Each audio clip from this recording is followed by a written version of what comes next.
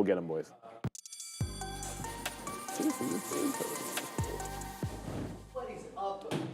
People, welcome to How to Trade During the Midday. That is your boy Joey Dang Options, and I'm Sharif. And we already got Tisha. Good morning to Tisha. Good morning to Mateus Lane. Shout out to Juan Padilla and the OG Darwin, Gorev, Sakdev. I've never actually said your last name, Gorev. I think that was my first shot at it. I hope I didn't butcher it too much. Jimmy Donnelly. We got Pitchbull and Adam Khalifa. Pickle Juice. Can't say I've had any of that. HG. We got Faraz. We got Jimmy. We got Omar. Big Asian, yes, my man, Big Asian's in the house. I always like it when Big Asian's back. Fiddleback, we got Cass M, we got my main man, Adam Deluce, ADL. ADL, this desk over here. Ike Release, would love to all. Vinhi Vici, Jeremy Newman. We got, who else? We got Fernando Valle, TVD, John D. Pietro, and Catmandu. Wouldn't be a day without Vinay Menon and Grubbs as well, Joseph. We got Poor Robin Hood. Okay. Ryan Gee, okay. Spice Shack. I like that. Spicy guy. We got Blue Arrow, and then one more here. Bill Pruitt. I lied. Andrew Chow. Andrew Chow, what's up, my friend? How was your morning? How was your evening? The evening was a lot better than the morning. In the morning. I'm in a lot of pain, Joseph. Dentist. That's why no one really likes going there. No one likes going to the dentist. Yeah, and then the funny thing is, you end up getting your whooped, and then you got to pay a nice gnarly bill on the way out. There you go. Yeah, exactly. I've been there too many times, so. Unfortunately, the hockey world has brought me to the dentist. I'm all too familiar with it. But yeah, guys, let's talk a little bit about what we got going on from a top sector performance here. So I'm going to pull it up real quick. But as for the trading session, full transparency, tough one for the kid, and that's okay. So it's only one day, and we'll just get ready to be prepared, and there's always more time, and tomorrow's a new day as well, too, guys. So nothing to get too worried about. If it's been a tough one for you, or you've had a good one, then congratulations. But if it hasn't, then we're in the same boat, and tomorrow is a new day, as I previously mentioned. All right, guys, top performing sector here. We got the communication service up about 0.7% here. Utilities sitting in second place, up about 0.6. Sorry. Financials up about 0.5% there. And then in third last, we have healthcare down about 1.5% there. And then real estate down about 0.4, and then technology in last place down just under 1% there, guys. So yeah, I mean, Alibaba been trading really well. It started buzzing yesterday around 2 o'clock, 2:30 or whatever it may be. I know Wayner and Obi back there have been trading it pretty good. So congratulations to them. Glad that they're killing it. But yeah, other than that, brother, it's just been a cool morning for your boy. Yes, sir. I like it. Like to hear it. All right, we're going to continue our conversation on Elliott wave theory. We're going to talk about Elliott waves, believe it or not. So we talked about wave one. The first lesson kind of introduced everything. Then we talked about wave one. And then we talked about how the fact that wave three is going to be the biggest and the baddest of the waves. The three impulse waves are the waves that go with the direction of the trend. Those are waves 1, 3, and 5. The corrective waves or the consolidative waves, those are waves 2 and 4. Those typically go either in a consolidations kind of trend, or they pull back, so against the trend. So we'll talk about wave 3. This is the heart of the trend. So in Elliott wave theory, all eyes, baby, are on that wave 3. This is the star of the show, so to speak, the powerhouse that delivers the most significant price movement within the trend. Let's delve into the characteristics of wave 3 and explore how to identify it for potential trading opportunities. So as I mentioned, the heart of the trend, wave 3 is the longest and strongest, as I kind of prefaced, of the impulse waves 1, 3, and 5. It propels the price in the direction of the trend, often extending the gains of wave 1 by a significant margin. Here's why it's crucial. Number 1, wave 3 will offer you that extended price movement. Wave 1, a lot shorter than wave 3. So if you're looking to really ride with the trend, you're going to need to be long or short, whatever the direction is, during this wave. So it offers obviously the greatest potential for profit, due to its extended length and powerful momentum. It also is confirmation of the trend. A strong wave 3 following a wave 1 and then a corrective wave 2 obviously provides strong confirmation of the fact that we're actually seeing these Elliott waves develop. So confirmation of the trend. And it obviously goes without saying, it provides you trading opportunities. Identifying wave 3 can help traders position themselves to capitalize on the trend's continuation. So it's definitely the longest one. It's the one you want to be a part of. And so I'll kind of show it, informally over here. Here's your initial wave 1. We have an area trough. There it is. And then wave 2 corrects, not all the way back down to wave 1. That's one of the most important things you need to look at with wave 2. We spoke about that on the initial day. And then you have the initiation of wave 3. Here, right where it says wave 2, boom. And then you can clearly see that's the longest and the strongest of the trend. So how do you identify wave 3? While not always perfect, some key characteristics can help you spot wave 3. Number 1, length. Wave 3 is typically the longest of the 3 impulse waves. I kind of gave you this Fibonacci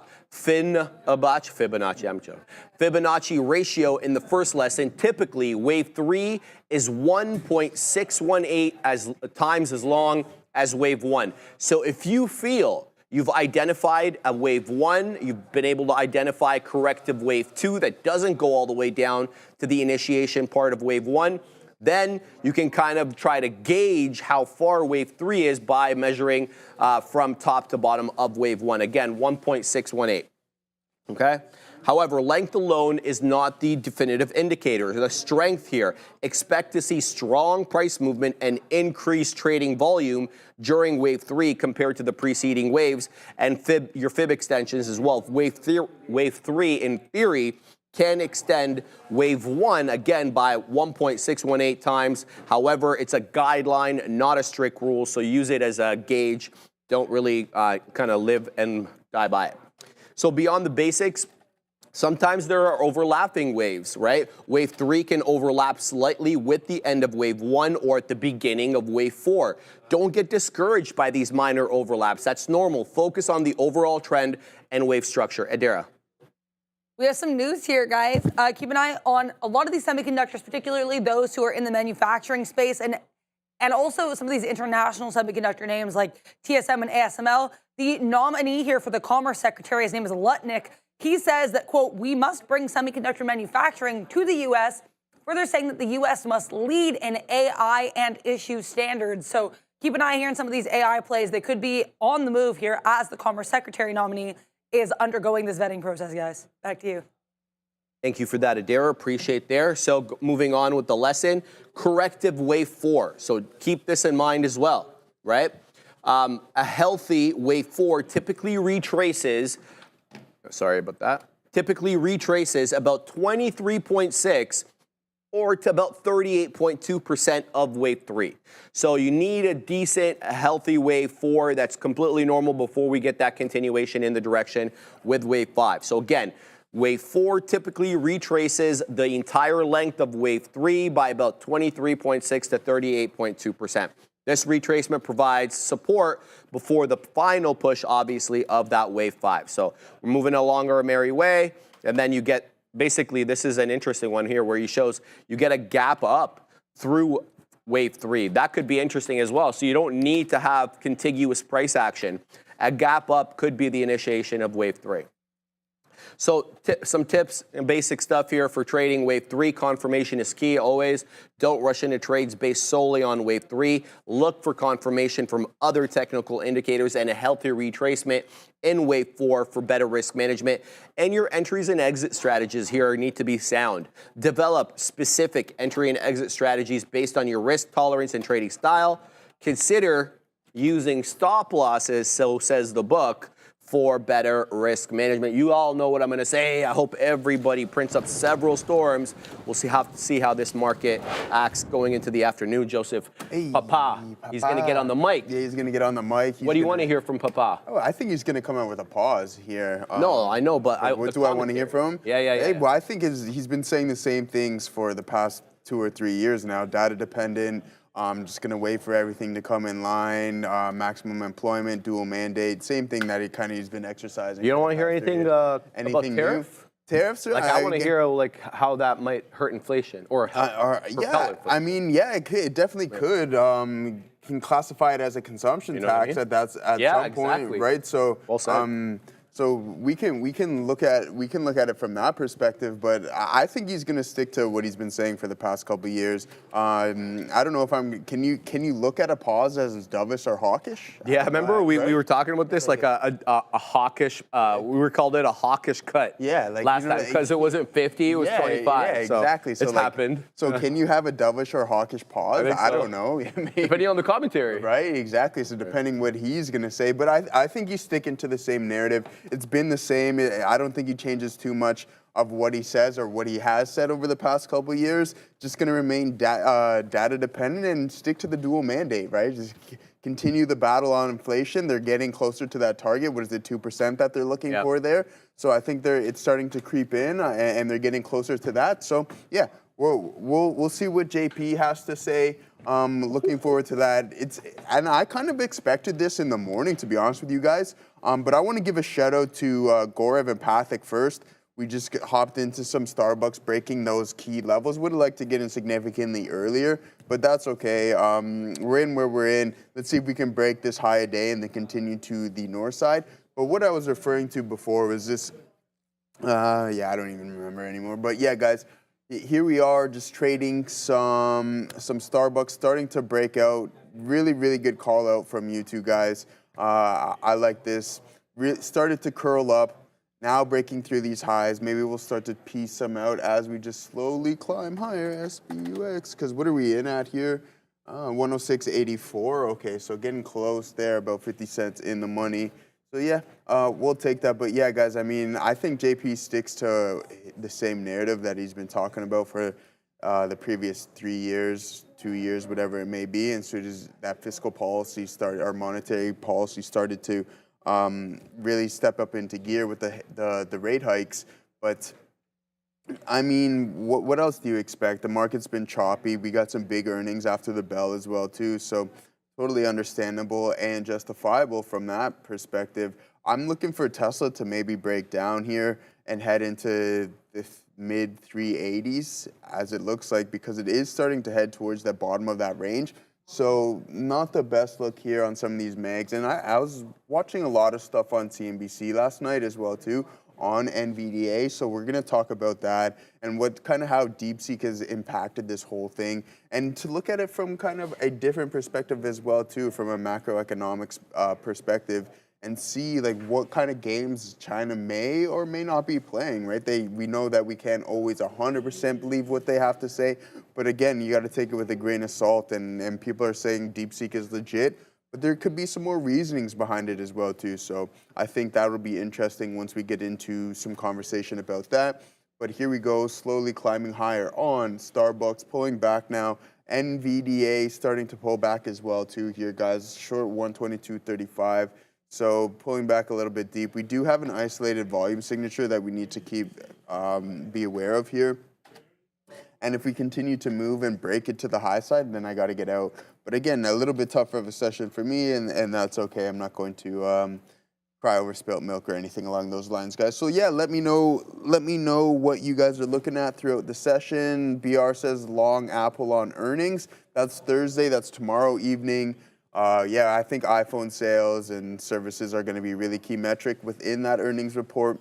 Hopefully the iPhone sales aren't too weak. I know a lot of people aren't overly satisfied with the 16. Selena isn't happy. Ram says she doesn't love it either. So yeah, I was looking to get it, but maybe we'll just wait for that full Apple intelligence to step in, and then maybe we can get a new phone, because I'm still rocking like the 11 or the 10 or whatever it may be, and it's doing me just fine. We're just running out of data space, and I'm not paying for cloud, that's for sure, Sharif, on my iPhone. So, what happened? No, I'm just saying, I'm talking to a little iPhone 16 here, and I'm like, yeah, maybe it's time to upgrade, right? Yeah. I pay iCloud. You pay cloud? Yeah, bro, that's how they get you. Yeah, right? That's what I said. I'm not paying it. So. It's like $5 a month. Yeah, it's nothing crazy. But then you got Apple Music as well too, right? So it's like, you know what I mean? Yeah, absolutely. All right, guys, I'm involved right now in BNZI. So here's the deal. Topping tail, took this at $1.90, went and got my coffee, broke $2. topping tail into 204. I still have a dip trade like I did before I left. That $1.80, $1.82. What I'm looking for is a defend of this area trough, but I don't think I'm going to wait till down there. Let's just jump in with small share size here, and then I don't mind averaging down into VWAP, which right now is at $1.75. So good look right now for BNZI, and this is a second day holdover. We already had BNZI do a nice little move there a couple of days ago, but it was basically a Christmas tree retracement.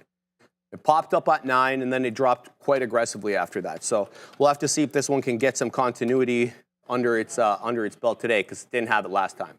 But anyway, nice chart pattern, respectful of VWAP, and got to tell you, there aren't too many other good small cap gappers that I like a whole lot. SGN is the best of the bunch right now, up 164%, but guess what? It's below VWAP.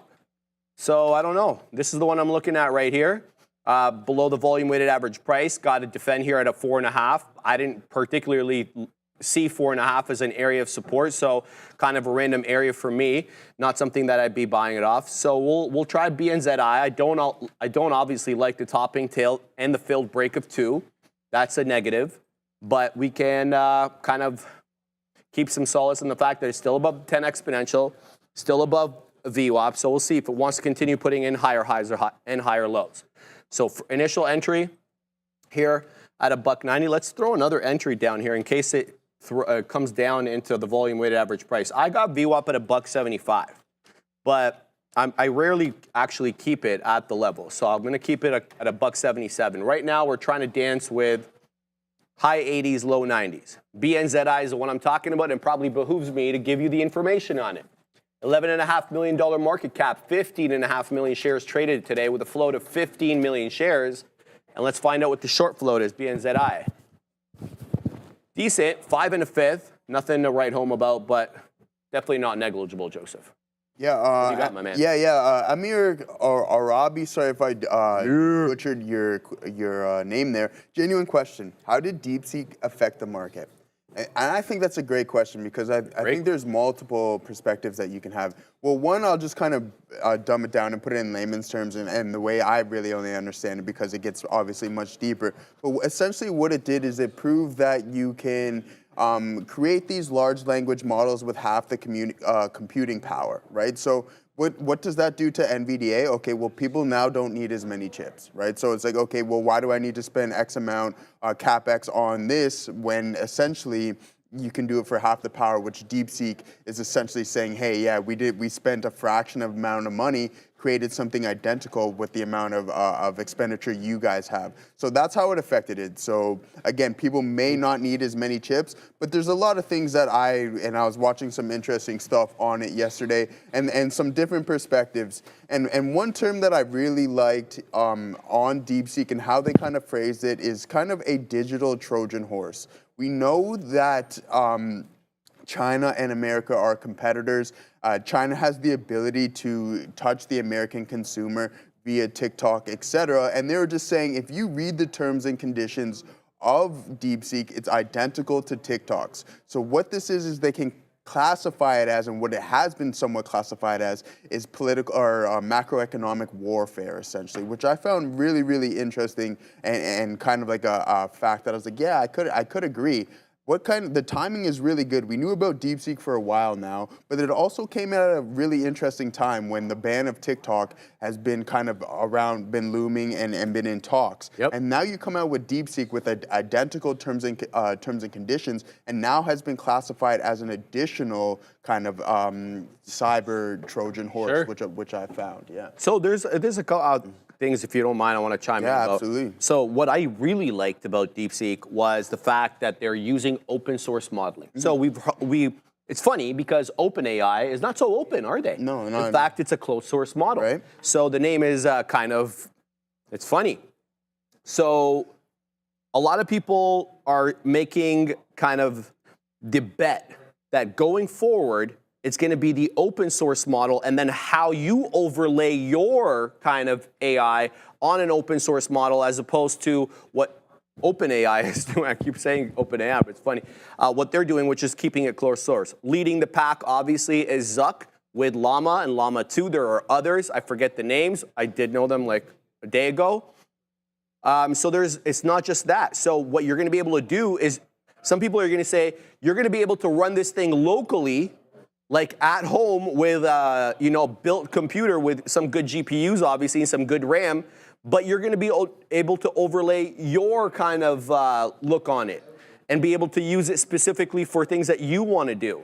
And all the information that you will kind of feed into it stays local, doesn't go, obviously, to China. So there are good things about using open source that I think the closed source can't really offer. And so we'll have to see how that all turns out. But everything you said makes absolute sense. Right. The compute power, energy, we saw energy get shellacked lately because we may not need as much energy as we thought. So we'll have to wait and see, but it's fantastic. Richard Roma says DeepSeek is trash. It keeps crashing. I used it yesterday. It was okay, but I get it. We know that they were the subject of DDoS attacks or whatever other type of attack to kind of, quell the thing. But Altman, to be fair to Altman, bro, he spoke well about DeepSeek. He said some good things about it yesterday. So let's go to Sam Altman's X over here. And he actually said some deep stuff. DeepSeek's R1 is an impressive model, particularly around what they were able to deliver for the price. We will obviously deliver much better models than the ones we have now, he means. And also, it's legit invigorating to have a new competitor. We will pull up some releases. So they're going to bring up some stuff that they were looking at releasing down the road. So, Altman's taking note. For sure. No, I totally agree on that. The competitive nature is also good because now you have to advance more outside of these LLMs, and you kind of you have to get more innovative, and I think that's what it's going to lead to. Amir says, so what you're saying is that people's reaction and lack of confidence is in NVIDIA is what crashed the market? No, not at all. It's not the lack of confidence within NVIDIA. It's the fact that people don't need to, these large corporations don't need to spend as much money now. So that's why it sent the market to the south side, in my opinion. That's what I've been reading on, is that, okay, well, these guys to the right of us are doing it for $6 million, but yet you have OpenAI over here spending billions, and then maybe can be classified as somewhat overvalued when you have China doing it for a fraction of the price. It's not the lack of confidence. They're still using NVIDIA chips, but you just may not need as much as what we have been using over here in the Western world. But again, there's things that along lines. Do you think China's being as transparent as possible, saying $6 million? Like, you got this kid who created this model, this LLM, when you have like some of the largest corporations over here in the Western world working on these things, and this guy did it for a fraction of the price. I go by the saying, if it's too good to be true, then it probably is. But again, a lot of people say that DeepSeek is good, but are they really being truthful on how much money they spent to build this thing? I don't know. Only time will tell. Yep. And we'll figure that out. You can't deny the fact that people like it and it's working.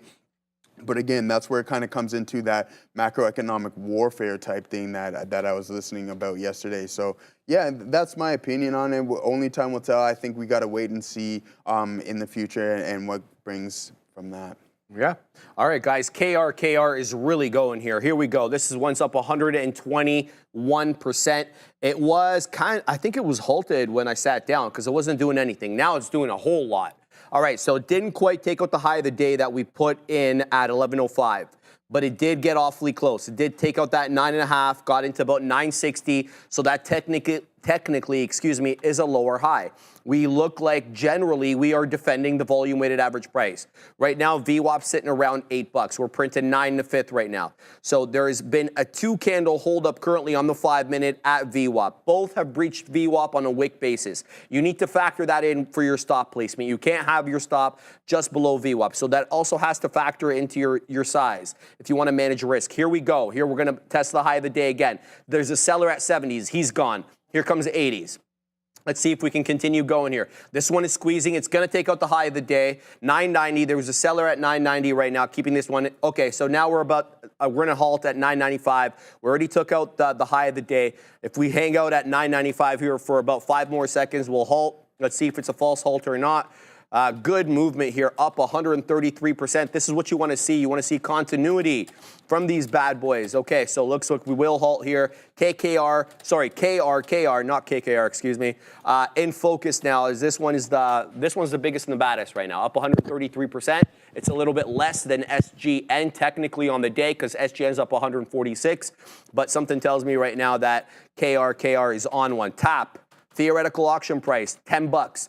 So let's see if this one, we'll see where the tap is at in a few minutes once we're like halfway through this halt. We just started it right now. Let's go back to the trade that we've got on here. BNZI coming back down into VWAP now. We've got consecutively lower highs on this one. So this could be trouble. We generally have some support at this $1.80, which it seems to be defending. But the thing is, it's putting in lower highs on every attempt.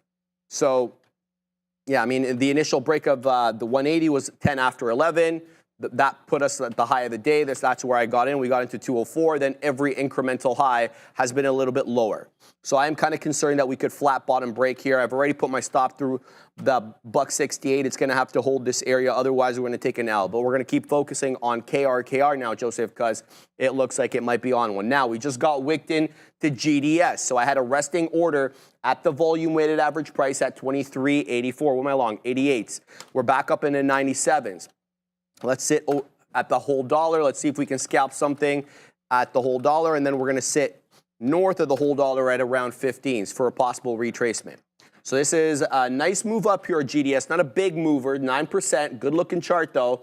Let's see if it defends the volume weighted average price. My stop goes below the $0.75, Joseph. Hey, good luck there. A lot of people are in the chat or message me some things. Would I short, what's it, White, Bianking, whatever your name may be. Sorry if I butchered that. Would I short Nike here? As of right now, let me pull it up for you guys. As of right now, I don't see any specific signals that say, hey, short me. Wait for those signals to come. We talk about the VPA correlation, the correlation between volume and price. Keep those always in mind. Let's zoom out from a daily and see what we got going on. Okay, so slightly above some key resistance zones, running into some support here. But let's hop in the 5-minute chart and see what we got going on. As of right now, I don't see any definitive signals, as I just mentioned, that say, hey, short me. Maybe wait some time if you get some topping tail or some bottoming tail candles and say indecision around these peaks, then yeah, I would look for it. But as of right now, that trend seems to be intact. Can you get somewhat of a pullback? Absolutely, for sure.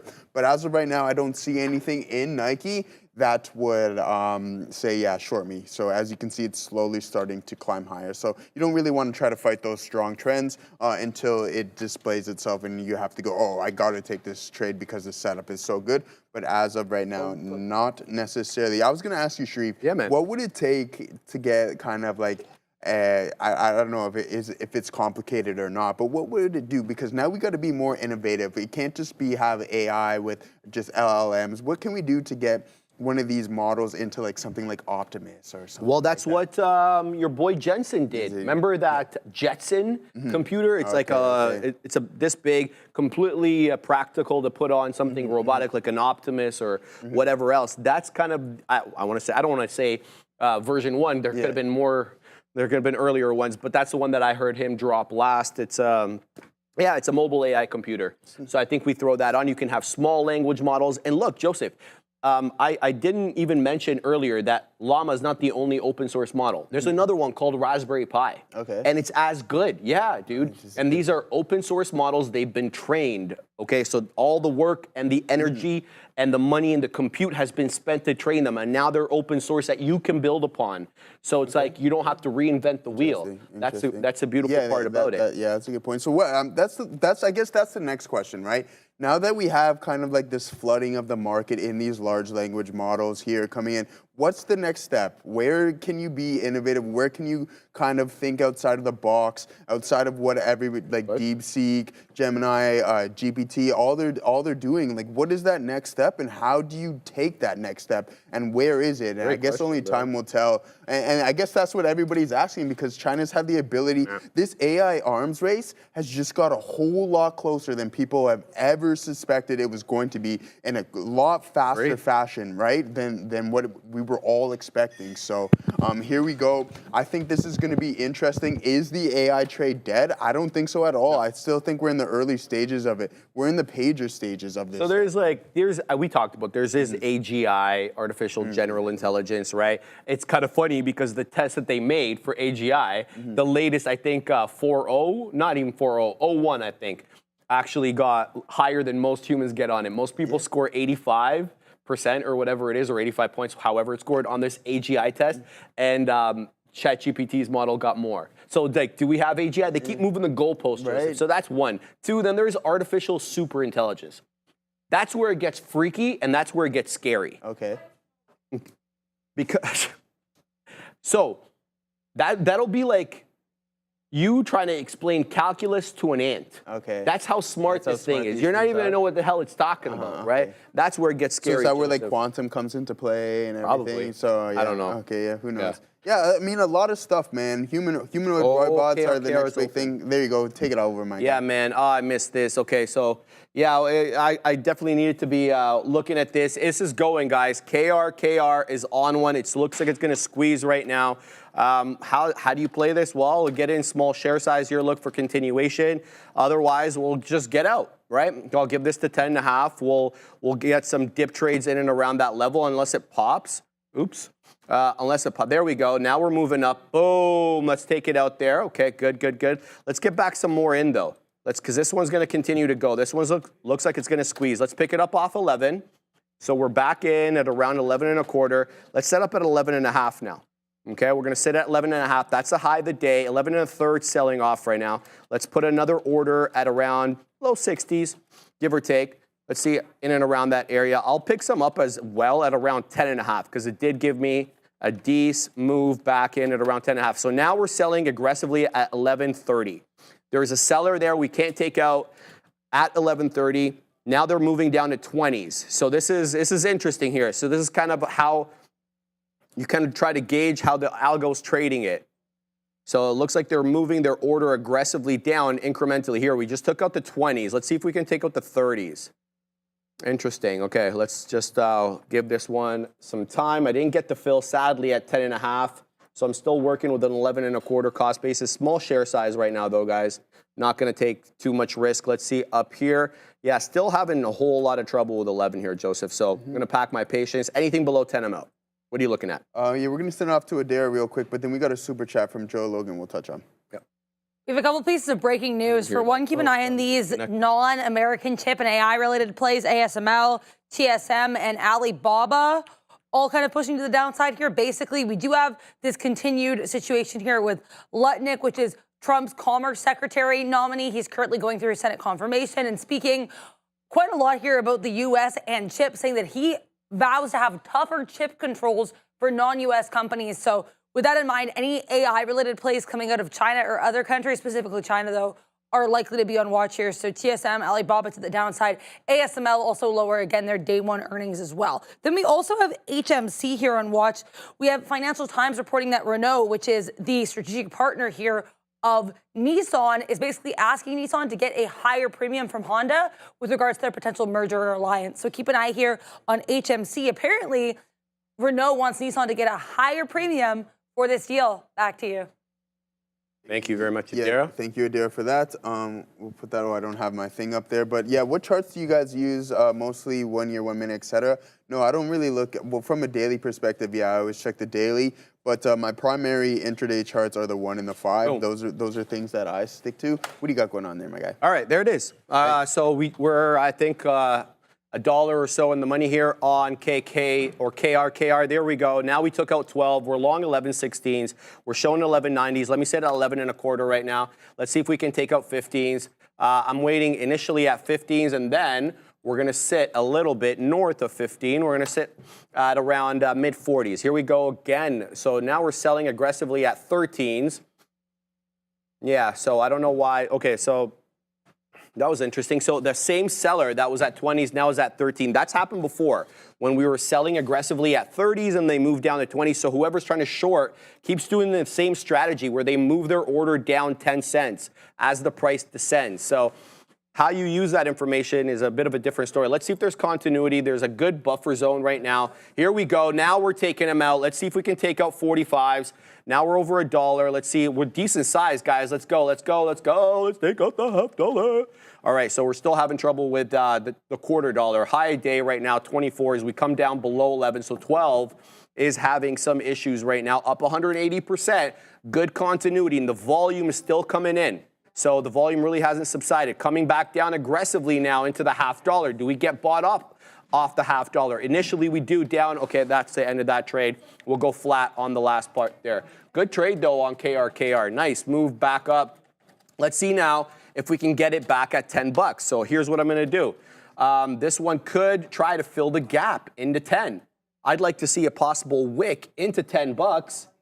And a nice move back up. So let's actually do that. Let's throw in an order. I'm going to put 10.25 so we can try to front run a little bit. And then let's see what comes. And then I'll give it to 10.75. So I can't give it to just below 10 because oftentimes it'll wick right below 10 to push you out. I don't want to be pushed out. So we're going to put it at 10.25. Then we're going to give it to 9.75. And I never sit like at the actual level. I'll sit like a penny below it, a couple of pennies below it. So that's the move right now. Let's see if we get filled. Stop is in play. Dip trade is in play. All that has to happen now is either get filled or it continues on its merry way north. How am I doing on the other trades? Okay, so took a bit here on GDS, took out one little bit, got stopped out for the rest, break even on this one.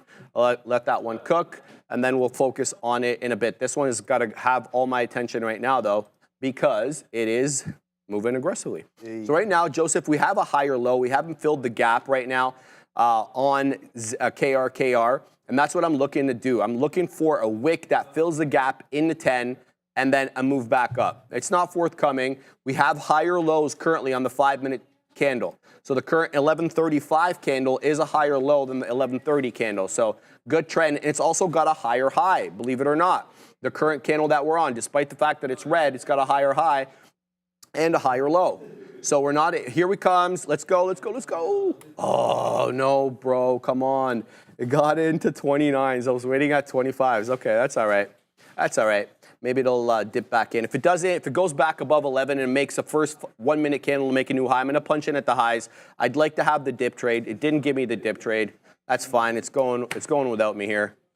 What are you looking at? Yeah, Mr. Maker, yeah, we all use screeners. I have run my screener every morning. So does Sharif for a small cap. Some of the criteria is always different, right? Just keep that in mind. What I have is anything over $15 to about $1,000. Even that, I don't even really want to look at it. But then anything from over 1 million shares to whatever.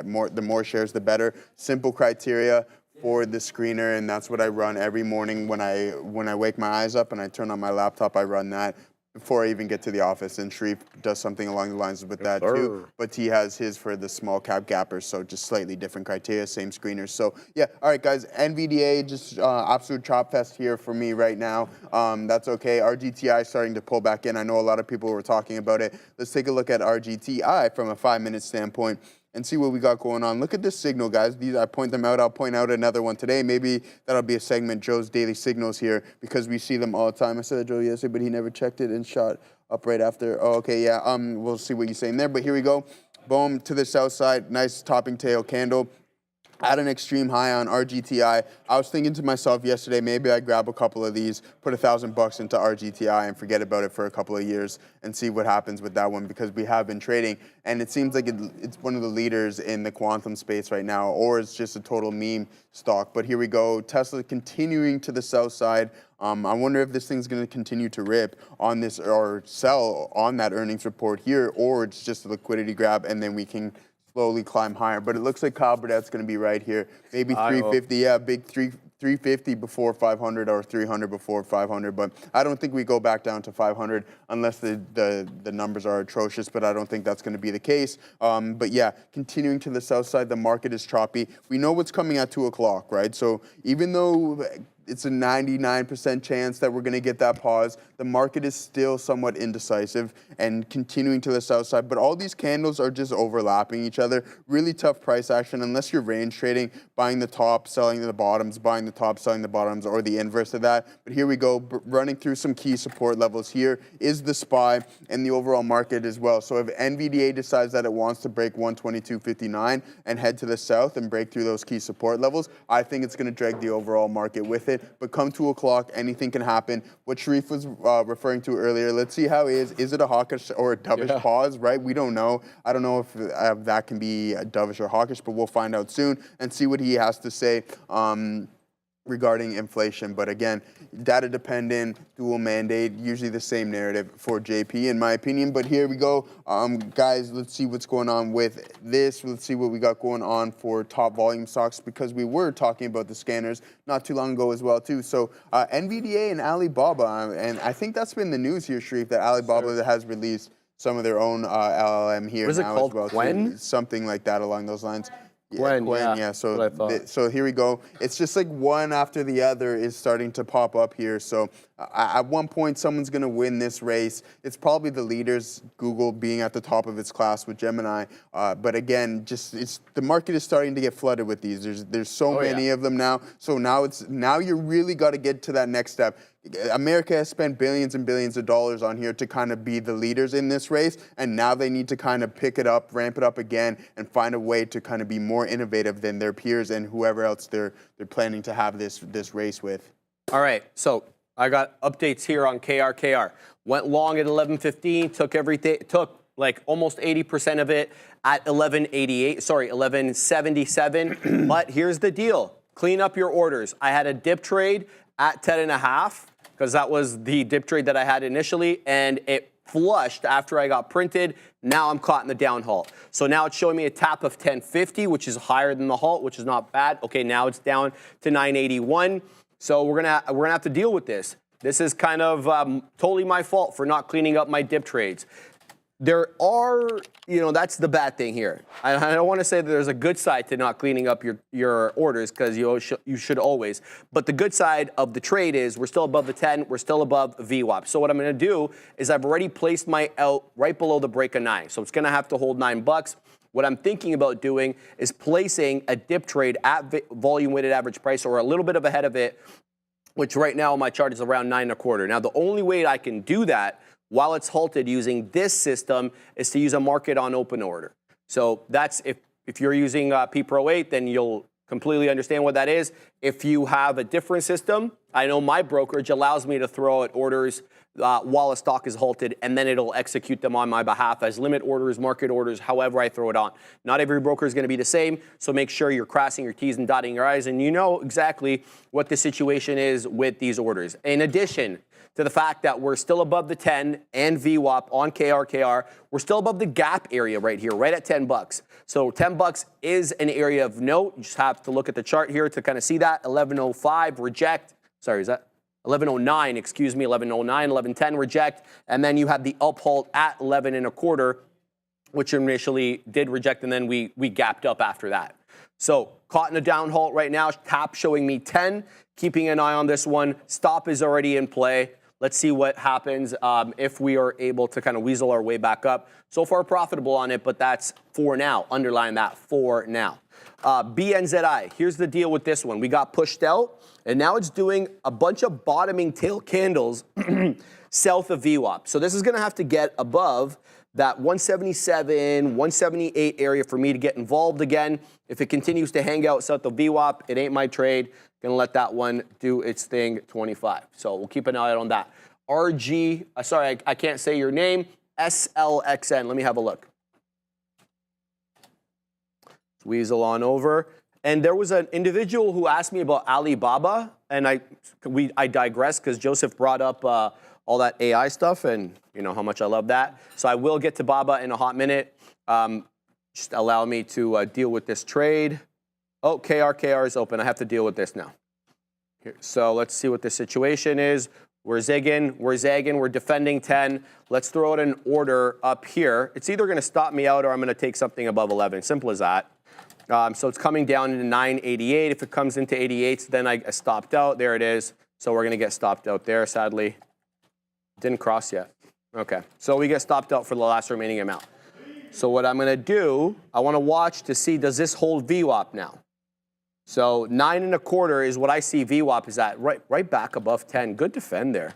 Let's keep an eye out on this one. Yeah, it's going to settle the hell down. Or otherwise, I can just average into it, into VWAP, and then basically take it up below that. So the current candle that closed right now, or the previous candle that just closed on the 5, is a doji candle, a complete candle of indecision right now. So what the situation is and how I decide to get back in, good defend at 10. We're going long, Joseph. Let's see here. So we're long at 31s. Let's hang out at the round $0.75 Let's see if there's continuity, showing me 69s now.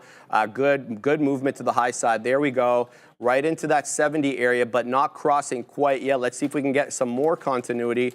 Not quite yet, though, we can't. So we'll take out a little bit here. Let's see if we can move up. It keeps rejecting that $0.75 area. Where are we long? We're long 31, so D's.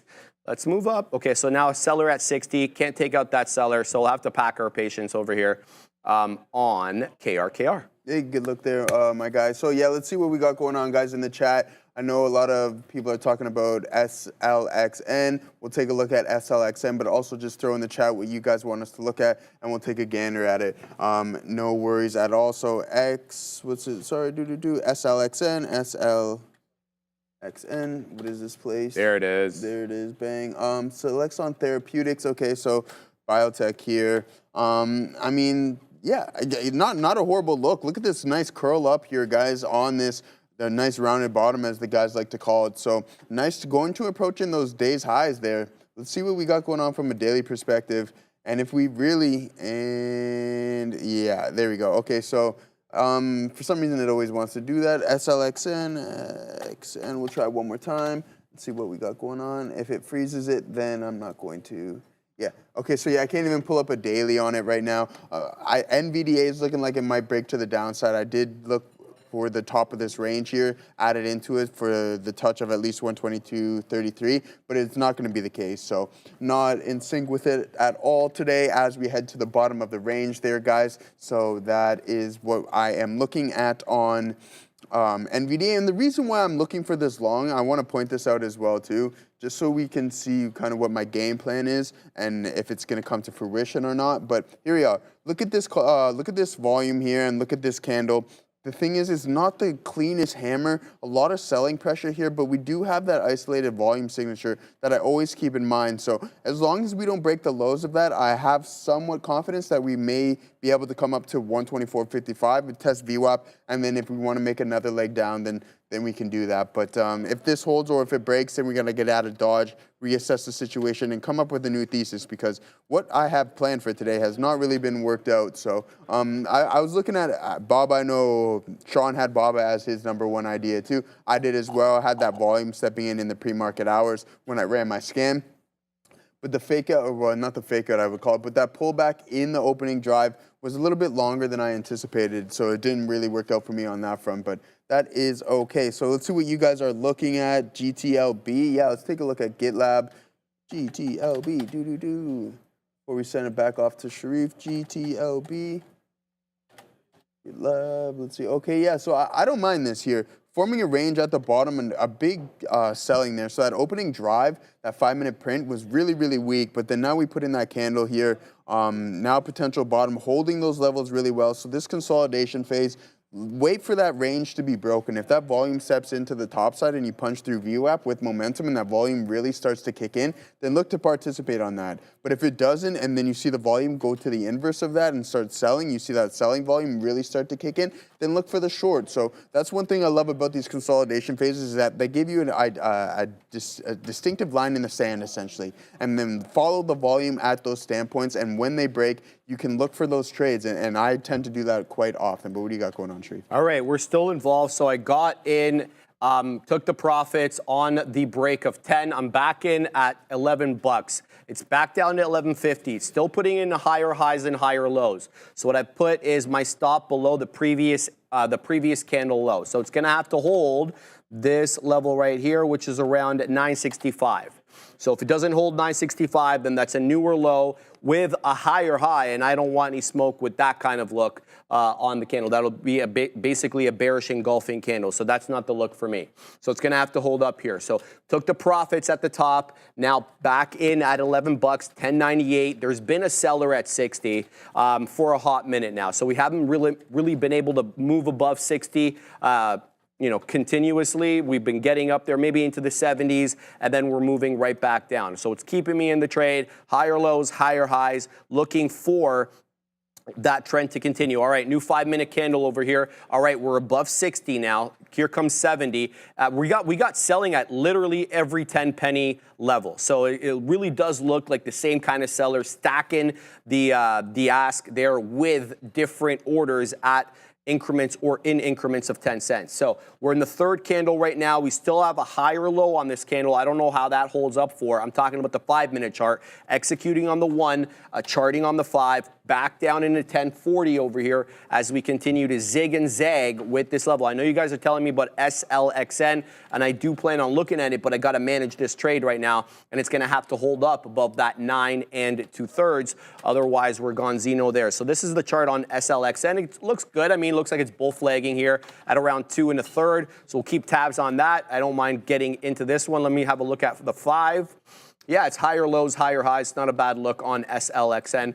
We'll get into that one in a minute as soon as we are concluded with our trade here on KRKR. It's kind of holding up above the level right now, but there does seem to be some more aggressive selling than buying at this level. Even though we're above the 10 and above VWAP, you kind of feel the seller is a little bit in control, or the buyers are just not participating at the same rate and with the same intensity as they were before. So keeping an eye on that 10 level. That 10 level could be trouble now because that is the gap area that we halted at. So this is interesting. If we break through 10, you feel like a lot of people could get stopped out here. And that could, push the selling aggressively to the downside. Here comes 10.15, 10.12. This looks like it will break right now into that $10 level, and there it is. So we get stopped out through 10 bucks. So a bit of a tough one there. Right back above 10 it goes, but that's normal because people are going to be waiting there with buy orders. So we'll give back a little bit on this one on KRKR as it comes right back down now into that 9 2/3. VWAP a little bit below 9.5. We're waiting like here, 9 1/3 seems to be VWAP. It's got to bounce off VWAP though. Now it's got a really bad looking chart pattern on the 5 where we had a topping tail candle preceded by a doji candle, and now we're coming right back into that VWAP area. I want to see if VWAP holds here. We're above it right now, but we're still putting in lower lows and lower highs. What really kind of has me worried is that we filled that gap area at 10 bucks, and we really have the buying at $10 that I maybe anticipated that we would have. So moving back down now, KRKR, we'll keep tabs on that one. Joseph, what do you got? Hey, good luck there, my friend. So yeah, here we go, guys. NVDA continuing to the south side, looking to break those support levels. I'm out of that trade. Took too many stabs at it today, so we've got to follow the rules and avoid it now. I'm not in sync with it, and I'm trying to force a long that may not necessarily be there. So not every day is all green pastures in the world of trading for your boy, but that is okay. Because tomorrow is a new day. But one thing I am keeping my eye on is the options chain. As Tesla continues to move to the south side here, I have a pretty big plan that I'm looking to implement here shortly. If it comes to fruition and I have the ability to execute it, then I will. So just keeping an eye on that front. But we're going to send it off to Adair real quick. Be aware here, there's not a ton of a reaction here in Bitcoin. This is MSTR, but keep an eye on crypto-related tickers and Bitcoin itself. I'm seeing here that CME Group is apparently going to be launching options on Bitcoin on Friday. So keep an eye here on MSTR, Bitcoin, any crypto-related assets, guys. That's a good point there, Adara. Thank you for that. Well, let's see what MSTR and company is up to. And someone in the chat also mentioned, so we're going to hit that for Adara real quick. So it didn't come up. That's okay. Oops. There we go. No, still not working. Hey, right, never mind. Which one is that? Chum Chum? Yeah, the dun dun. I was gonna give that to her. What was I gonna look at? MSTR. There we go. We got it. MSTR. Let's see what crypto and company, Michael Saylor and family are up to today. 335, 36 trading at. Really choppy price action here. Look at this from an intraday perspective here, Sharif. That would be really tough for me to navigate here. This is a little bit more easy and more clarified, but this is some choppy price action, and that would be kind of tough for me to trade. But let's see what we got going on. We marked these levels out quite a while ago, and now it looks like we're going to head to the south side. We know Michael Saylor's mission here. He just wants to acquire as much Bitcoin as possible. Lower price for him, I don't know if it's going to be good or bad, but he'll just going to continue to raise money and continue to buy. So that's MSTR. Are we going to get back up to this 540 level? Maybe eventually, but I think it's going to take some time because this was just over-exaggeration as the market tends to do here. So from this point on, you can justify the majority of this move here, from maybe 100 to 300 or 350-ish, but then all that move here is probably just short squeeze all the way up to 550. So yeah, MSTR, if you're looking for a crypto play, I would look to get involved in something else directly other than MSTR. I'm not saying that it's a bad investment, but if you're looking to get involved in Bitcoin, then there's other ways you can trade it other than MicroStrategy, because that's essentially what it kind of does. It tracks Bitcoin. If Bitcoin decides that it wants to break out from the range, this $100,000 range, then it's probably going to bring MSTR with it. But again, I would rather own iBit or something along those lines, or Spot itself, than MSTR. All right, here we go. Boom. All right, doing well on this one. 988. We're back in. So we gave back a little bit on the other one, but it's holding VWAP for now. So let's see if this one wants to continue to the high side. 10.5 right now, coming in on KR, scalped into that level. Seller at 10.5. There was a seller at 10. There were multiple sellers at 10. There's 10.5, getting taken out aggressively here. Well, right back down above 10.5. So there's a lot of shorting today on this one. There it is. Boom. All right. So there we go. Now we're going to set up north of 11. So it's going to have to take out 11 for me to get out their last remaining amount. And I'm going to put it at my favorite number. Everybody knows where I'm going to wait. You 10.25s. Let's go. 06s on 06s now. So rejecting 06s. Let's see. Can we continue up into the $quarter dollar? Is that huge? Okay, we're going to halt at 06s. And you better believe I'm going to get caught in this up halt here, because I was caught in the down halt. Let's see if we halt at 06s right now. KR, a few more seconds. We're long 970, halted 1106, 1105, excuse me. KRK, dang R. Man, these small caps are back, baby. I like these small caps. Yeah, that's good. I'm glad. Get it, Tisha. Tisha's in. She's in that halt. All right, nice. Hopefully to the top side there. You're in it to the top side too, are you? All right, let's go, my guy. Let's get the bang and the money storm here. So I'm a little annoyed, Joseph. I had a nice little dip trade there, if I can show that, Andre, at 945, and it went to like 947. Why does that happen? Yeah, I don't know. That's how the game works, man. Exactly. That's how the game works, bro. If it was that easy, then man, we'd be laughing all the way. Be nice. Tony says, "Better sell, son." Better sell, son. Let me chill, bro. Tisha Perkins flexing on you too. Yeah. Let's go. Tisha's a small cap gapper trader. She's in there in the morning, yelling out tickers every day. So she runs her scanner probably too in the morning. That's why you guys have identical trade ideas. So KQ says puts on what, my friend? Do we buy a put? Do I buy a put on Tesla? I don't know, Sharif. What do you think about Tesla's earnings report? Do you think we pump or dump on that report there? Bro, I think it's gonna come down again. I was talking to Randy about this. Randy's like, where the hell are they gonna build the Model 2? Yeah. They don't have capacity to build the Model 2, so I looked into it. I'll bring it here. Right. For real though, like they're gonna have to actually refit the Model 3 production line and build the Model 2 off that because they don't have the space. Yeah. So I'm thinking out loud here. I think the Model 2 or whatever it's going to be called is going to cause demand destruction for the Model 3 for a couple of reasons. Number one, it's going to capture that consumer who was kind of moving up begrudgingly to get that EV, the Model 3, maybe there was a little bit out of the price target. They had to sacrifice on some other stuff. Now the Model 2 fits right within their budget and everything's gravy. Is the Model 2 100% confirmed yet? Nothing's 100% confirmed. Okay, so there you go. It's been in talks for a while, so that's still not really, So here's the deal. Here's the deal, right? So, but if they guide and they say, we're expecting Model 2s in production in Q2 or Q3, we're going to discount the price. The price is going to reflect that immediately, right? How much new production is this guy looking to start? Like, we don't even have any robo-taxis on the ground yet.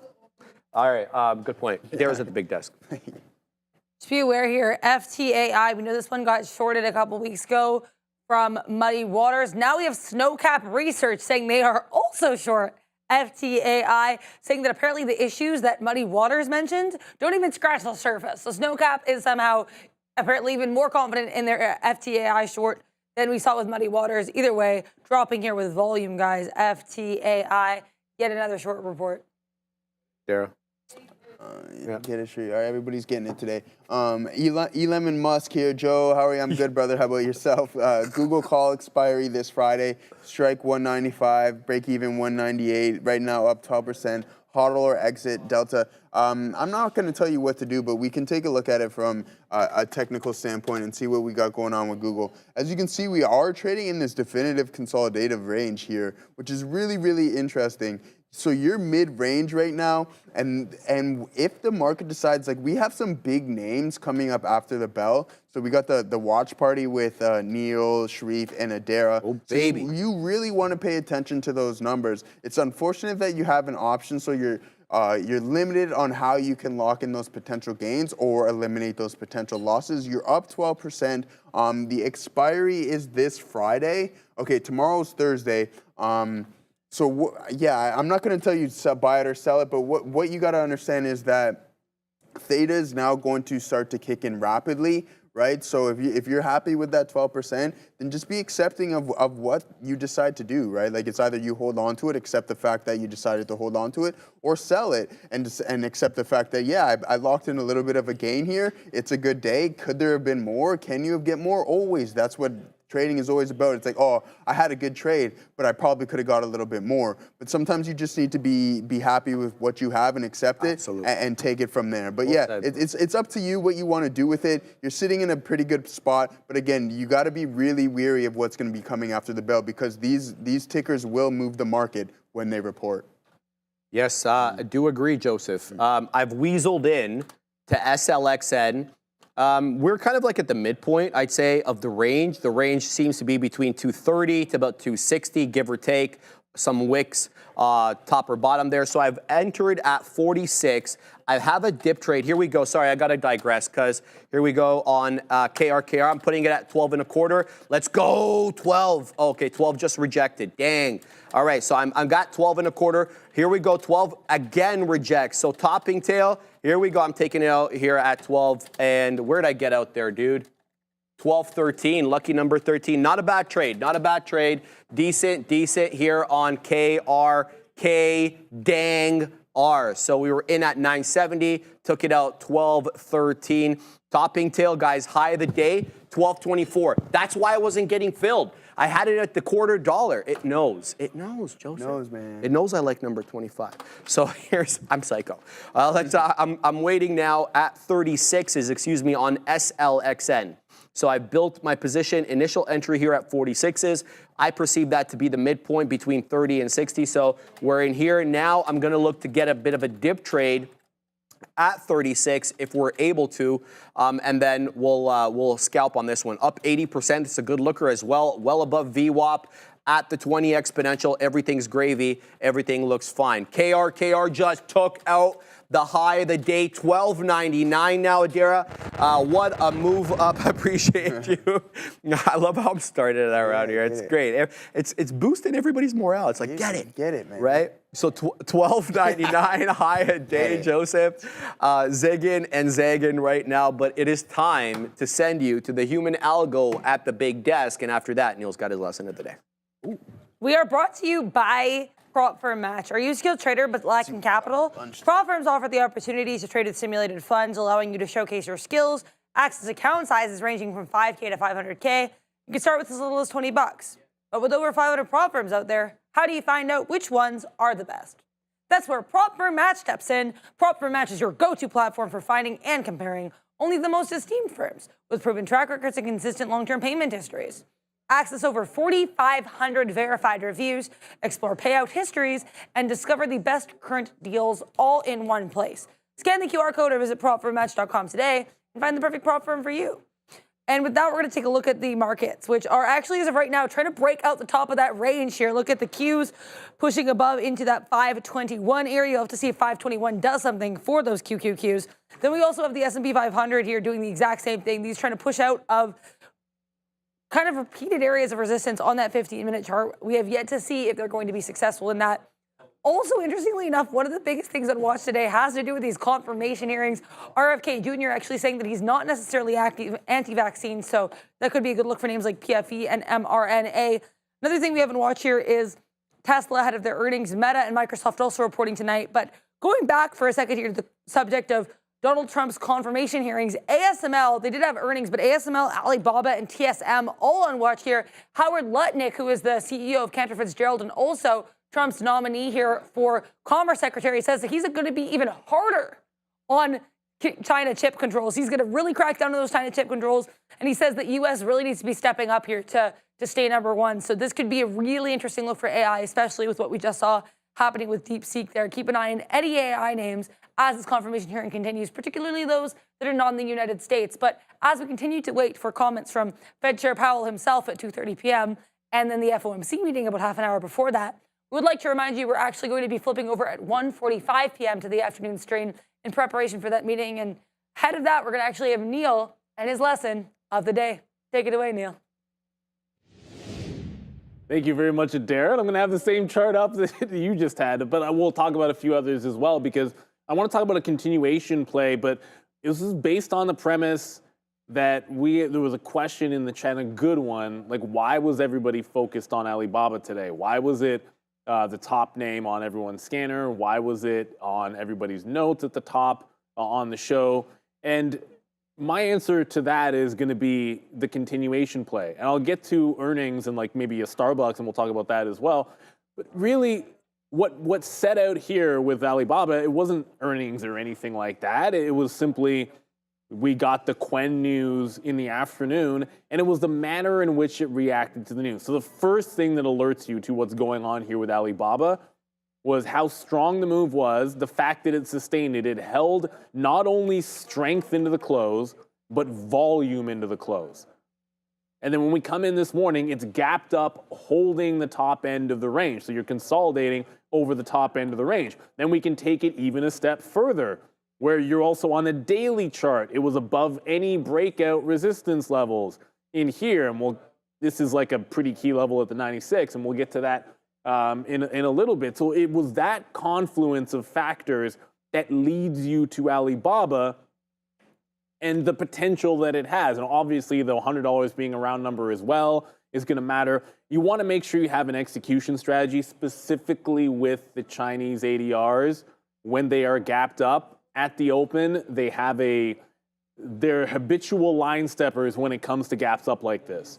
And what I mean by that is very often you're not going to get a clean breakout. It's going to go dip and rip. So you want to have ideas of where you want to go. And let me just quickly show you what I have written for Alibaba. It's like pre-market low 98, gap support 96, and 100 break all in play. So only looking long, but multiple ways that we want to play the long trade because you got to try to focus on it. And that's because how the Chinese ADRs go. So you get your 98, you get your mean reversion because it's filling in the gap, mean reversion off 96. The 100 break I elected not to take, talked myself out of it. That was obviously a mistake. We could have had that and it would have been good as well. But the other part of the continuation play can just be as simple as like Starbucks fit all of, Starbucks is not, Blue Ocean's a different market. Starbucks is just as strong of an earnings play. Now, maybe not the same thing as Alibaba, as I'm gonna now talk until this loads back up, because I have to give it a few seconds, because I've talked in why.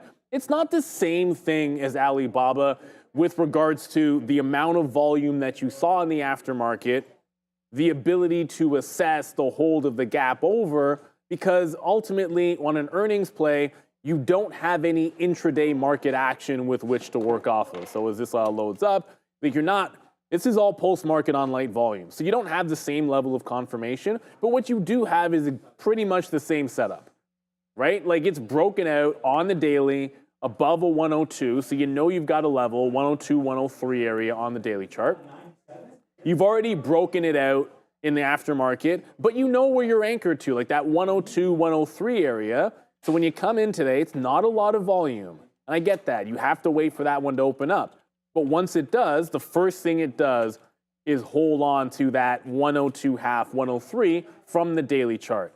At that point, there's your confirmation. You don't have to have the open trade, but certainly what does it do at VWAP? I mean, come on, like it just starts holding 105 on a higher low and then keeps on going higher. So what's your alert to? Like it's a stock that's breaking out on a daily. It's a stock that gapped and went heavy on some kind of a solid catalyst in the aftermarket. It then held on to at least that prior high on the daily chart, and then it just trended into the upside. Those are the types of things that you want to look for on a stock. And it doesn't necessarily have to be on news. Like stocks can do this for a wealth of reasons, right? I mean, a continuation play like this can be something like, maybe not today, but 2 days ago, Amazon, right? Like Amazon did something very similar. Like you had the big strong day, closing on the highs, holding the high, breaking it out, and then trending up in the morning. So usually you want it to have been, you're just following a strong move. You're not trying to predict the gigantic move. You're seeing it move either crazy in the aftermarket through big levels, crazy in the afternoon the day before, or just crazy all day long with Amazon, hold the gap up, and then you're looking for it to break out some fresh highs or hold above some fresh highs. So why do we like these names? Because we don't have to guess whether they're going to be strong on the day.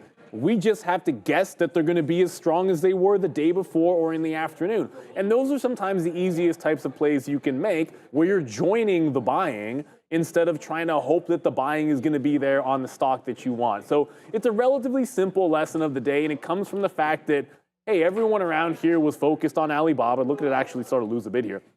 Everyone was focused on Alibaba for a very specific reason and sort of an obvious reason for us, but hopefully that makes sense to you, and maybe you banked on Starbucks today. Like Starbucks, you know, I look back at it, I wasn't really paying attention to Starbucks. Starbucks looks pretty darn good too. And for all of the same reasons. So there is your lesson of the day. Play those continuations when they give you strong reasons to. And in the pre-market, that's when you make that assessment. And it told you yes, and you just sort of go with it. So good luck with everyone's trading. We'll be back a little bit early for the Fed. And then we got an earnings bonanza, earnings party for you after market. The Neilage Dropper. Shout out to Neil Roberts. Every day around that noon hour, he's dropping Neil's lesson of the day. We're going to thank him very much for that. Guys, new headline. Thank you, Adara, for bringing this to my attention. Waymo to test in 10 new cities starting in 2025. They're going to begin with Vegas. Yes, Las Vegas and San Diego on the hit list there, reports The Verge. Anybody who knows tech knows The Verge is pretty, good. Follow them. I follow them on my favorite social media platform, TikTok. And they always drop good videos on there. So being reported right now, The Verge reporting they're going to expand their Waymo fleet to some new cities, 10 new cities in 2025, excuse me. Adair was telling me Uber was dropping on that news, and there it is. Big boy drop by Uber. We closed out at $68 and change, down into 66 now. On the news that, they seem to be, they're disrupting the disruptors, Joseph. Yeah. Waymo is disrupting the disruptors. Yeah. Uber, obviously, the original disruptor with the cab industry. Oh, yeah, that was crazy. That's one of the greatest videos of all time, that Toronto one with the taxi guy. Guarantee you that guy's in an Uber and a Lyft right now. Of course he is. Of course he's working for We got to get that video. We do need that video, man. Yeah, it was hilarious. One of the best viral Toronto videos of all time. But did you see that video over the weekend of... No. Yeah, go ahead. The video over the weekend of those kids destroying the Waymo. Yeah. What's up with that? In LA. It was South Central. I think it was near SoFi Stadium. Central. Yeah. Oh yeah. Like, what's up with it? What's up with the vandalism? I don't know. Well, kids are gonna be kids, man. They're just punks. Yeah. So what are they gonna do? There's not gonna be any different between here and there. They're so expanding to 10 cities. Yes, sir. That's not gonna be good for Uber or Lyft. We do know that. Was it Lyft yesterday? Okay. All right. Did you see what happened with the potential lawsuit where the Lyft driver didn't want to pick up this one customer? So Yeah, that was a part of the sell-off as well too. So facing a lawsuit, I don't know if you've seen that, Sharif, but it was part of the sell-off yesterday. But yeah, tell me that. Joseph, we're not stopping here on Uber, bro. We're continuing to make low a day right now, guys, on Uber. Uber is a trade right now. Adara is at the big desk. When we're ready for her, let me know. But, I'm not even plugged in. That's why. Oh, boy. Yeah, we're good. We're going to send it, there. Yeah. We actually non-Uber or Lyft related, but more news. I've been saying here that Howard Lutnick, who is Donald Trump's Commerce Secretary nominee here, basically has been saying a lot of things about AI during his confirmation hearings. He just said another one that is really key. It has to do with DeepSeek.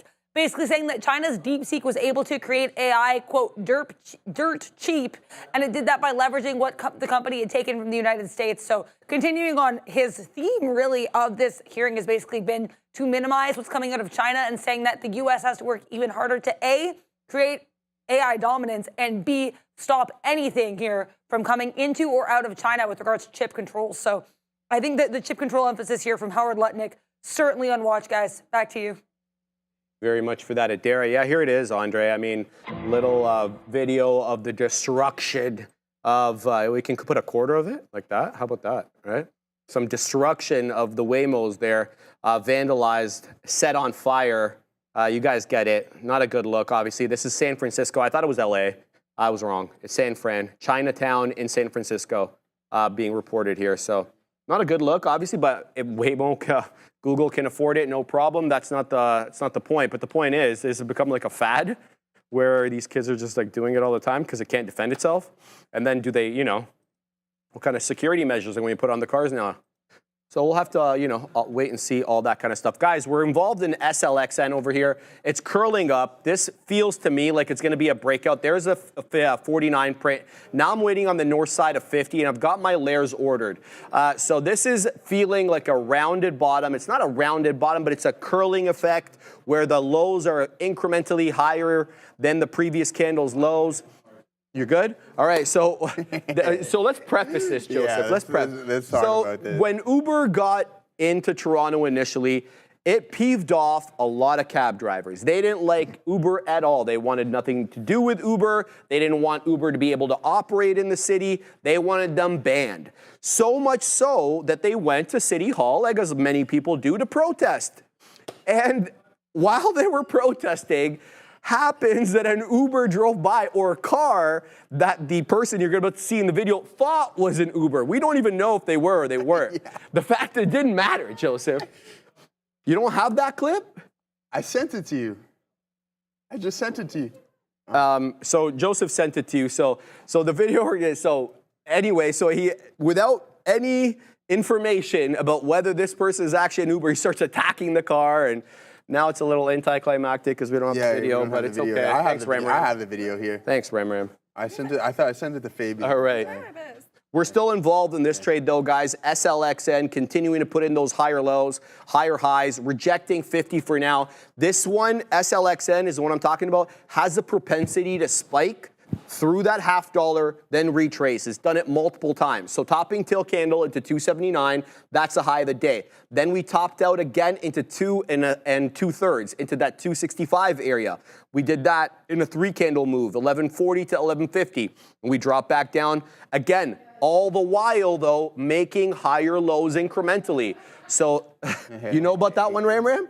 Okay, so we got the video ready. We're going to show it to you in a hot minute. Probably the most viral Toronto video of all time. Yeah. It's hilarious. And Raymond, we need the audio, though. We need the audio, That's really important.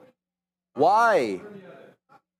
Copyright. Oh, it's so anticlimactic. All right, that's so okay. embarrassing. I'd rather just see the video. But anyways, like, I walk by this corner on a daily basis. Hold on. Aren't we allowed like 15 seconds or something, Maybe. Ram? I thought we were allowed 15 seconds. Like, aren't we allowed? Yeah, Katina Man gave me the nod. 5 seconds. All right, go. We're ready. Here's the video. This is UberX. This is UberX. Look at the customer in the back. Look at the customer. Get him. Yeah, He's going to go after him. Watch. Why is he trying to open the door, bro? Like, the guy's just trying to escape for his life, man. He holds on to the door. This is a classic Toronto video, guys. This is one of the best Toronto videos of all time. You never saw this, Katina Man? Oh, never seen that. He's chasing the Uber, bro. He doesn't even know it's an Uber, Katina Man. Of course. That's exactly what I said to Joseph. This guy has a Lyft sticker and an Uber sticker on his car. Yeah. I won't be convinced any different. Yeah. There you go. Classic Toronto video. There we go. If you can't beat them, join them. If you can't beat them, join them, and that's what it. Good time. Yeah, thank you for reminding me about that video, bro. That movie was hilarious. Yeah, that movie's classic. The chat's loving it too. So yeah. Yes, guys. I know SLXN broke the $50. I'm taking the prints. Now we're waiting on the north side of 55. We're waiting at 56, and then we're waiting at 61. Adair is at the big desk. Let's bring up MSTR because I saw a couple people in the chat asking about this and this push to the upside. I'm not seeing any new news on this. Mizuho this morning initiated coverage here at the bullish trading in a $515 price target. Also, this came in earlier today, though, and there was basically no move on Bitcoin as a result. We do have CME Group apparently launching options on Bitcoin futures starting on Friday. So a couple different catalysts there for MSTR, but if you look at this, it's basically still ranging on the 3-minute chart here, guys. We were not able to get above that 341 level for MSTR. That's a little bit of context, though, for people wondering about what happened to that stock. Back to you. Have you seen that video before we showed it? Here, Winnipeg also has a pretty tumultuous history with Uber. There were multiple petitions to get Uber to Winnipeg. I signed a couple, and they were all denied for a while until we finally got it. So UBE are relatively recent in Winnipeg, I'll say that. Yeah, because they were trying to defend the cabs. That's why. Tried to protect that industry. Can't do it. Disruptor. So, and we got into this whole conversation because we were talking about Waymo. The new disruptor. Disrupting the old disruptor, Uber. So we're going to have to see how that all works out. Uber, though, wants to kind of do business with autonomous, right? It would make sense, right? Because of the user base of Uber, right? You have the platform. Absolutely. So you just kind of integrate those two, and then sure enough, you have both of them. So the Katina Min brings up a really good point. Tesla reporting tonight. Make sure to catch that with us on the Market Recap Show. Adara, me, and Neil all ready. We're going to be covering all three big earnings plays. Robotaxi with Tesla. What does Elon tell us about Robotaxi? What's the move? I saw a very interesting video, Ram, I'm going to send it to you. It's not, overwhelming, but it's Tesla's driving themselves out of the factory, completely autonomous, and going, you played it already? You played it, all right. Everyone played it already. And going and parking themselves, right? Yeah, okay, thanks, Andre. We'll show it again, new viewers. Yeah. And it's the Model Y, it's the Model 3. It's not the Robotaxi driving itself, guys. It's these cars, and you can see, there it is. And there's a video of the screen inside saying self-driving. There it is, obviously. This is nothing overwhelming. We already knew the car could do this. So it's just, this is more PR, to be honest with you, Joseph, than anything else. But I think dropping this the day before earnings, you got to give us something during that earnings call, bro. I need to hear something about this. I want to hear about this fleet that he's the highly anticipated robo fleet that needs to come out. I want to hear what he has to say about that. Because when is it supposed to come? Mid to late 25 or something along those lines? We're supposed to be starting, I believe the two cities, guys, correct me if I'm wrong, is LA and what? Miami? Which are the two? Austin, and I think LA or San Fran, one of the two. Tesla's, yeah, those are going to be the two main cities that we do the Robotaxi. And Joseph, we could, quite frankly, I was talking about this with Randy, the chassis and the whole frame for the Robotaxi could be the frame for the Model 2 or the Model Q. Exactly. Yeah, you just throw a little steering wheel on there, there you go. And that's it. So it's all done. So there it is. There it is, yeah. Cybercab has been in Austin, Texas, a Cybercab. Okay, I didn't know that. Yeah, I knew that it was going, but I didn't know that they were already doing it. Yeah, I guess because Elon's there, right? So, and I have a buddy from Austin who's like, he works in the EV kind of industry in Austin. Right. So he said, yeah, it's really, really booming. A lot of EVs out there. Yeah, I mean, that's a good look. All the San Fran people who were kind of annoyed with California and some of the rules that they have over there went to Austin. Taxes. Well, exactly. Taxes and other stuff that we're, whatever. It's all good. Your boy Cal Canis from All In went there as well. He's one of those people that relocated from... My boy Kyle Canis? I have no idea. He's the guy. He's the moderator on the All In podcast. Not my favorite, but he moved there. There's a whole bunch of people that are moving to Austin that are tech related. It's supposed to be the new thing. Keep in mind, guys, apparently we got wind, I think late last year, that Austin was looking at its own exchange. Do we get that still? Possibly 24 hours at... Not like the other exchanges can't do it. Do a little better, I think. Say that again? I said I think we need TSLA TXN to do a little better. TXN, Texas Instruments. Yeah. Remember, Adara didn't put them on the watch list, and all hell broke loose. Remember that day. So that's a look. Guys, we're still holding this SLXN. I'm still waiting on the north side of 55. I still like the pattern that I'm seeing. I'm seeing incrementally higher highs and higher lows in a curling effect. It's not parabolic like KR was and gave you $1, $2, $3 immediately. Dude, but AMD. Sorry to interrupt. Yeah, go ahead. Yeah, More look at, important. yeah, look at this. I don't even know what's going on with AMD right now, but look at this, Sharif. Look at that volume really start to step in and start ripping. Yeah. Up 3.6%. NVDA is doing bubkiss here, but AMD, Advanced Money Destroyer, is ripping, acquiring more dollars. Yeah, something has to be going on. Adara will drop that for us here, but I think we're already too late to the dance, and we don't want to chase it all the way up here. Even though that volume is coming in on that 5-minute time frame, this is crazy. So curious to see what we have on this. AMD is mooning, is right up about 3.66%. We're going to find out shortly what Adara is. I'm going to look for some news here. Yeah, there we go. Adara. No, not yeah, we'll send it off to Adara. Yep. Yeah, I wasn't even going to do a throw in this. I answered a couple people who were asking in the chat, but just because a couple people were talking about the volume, there's no news on AMD. Again, like about what I want to say roughly 2 hours ago, around 10:30, they posted on social media hyping up their DeepSeek integration. But this DeepSeek integration was announced back on Friday, so there's nothing new with regards to AMD here.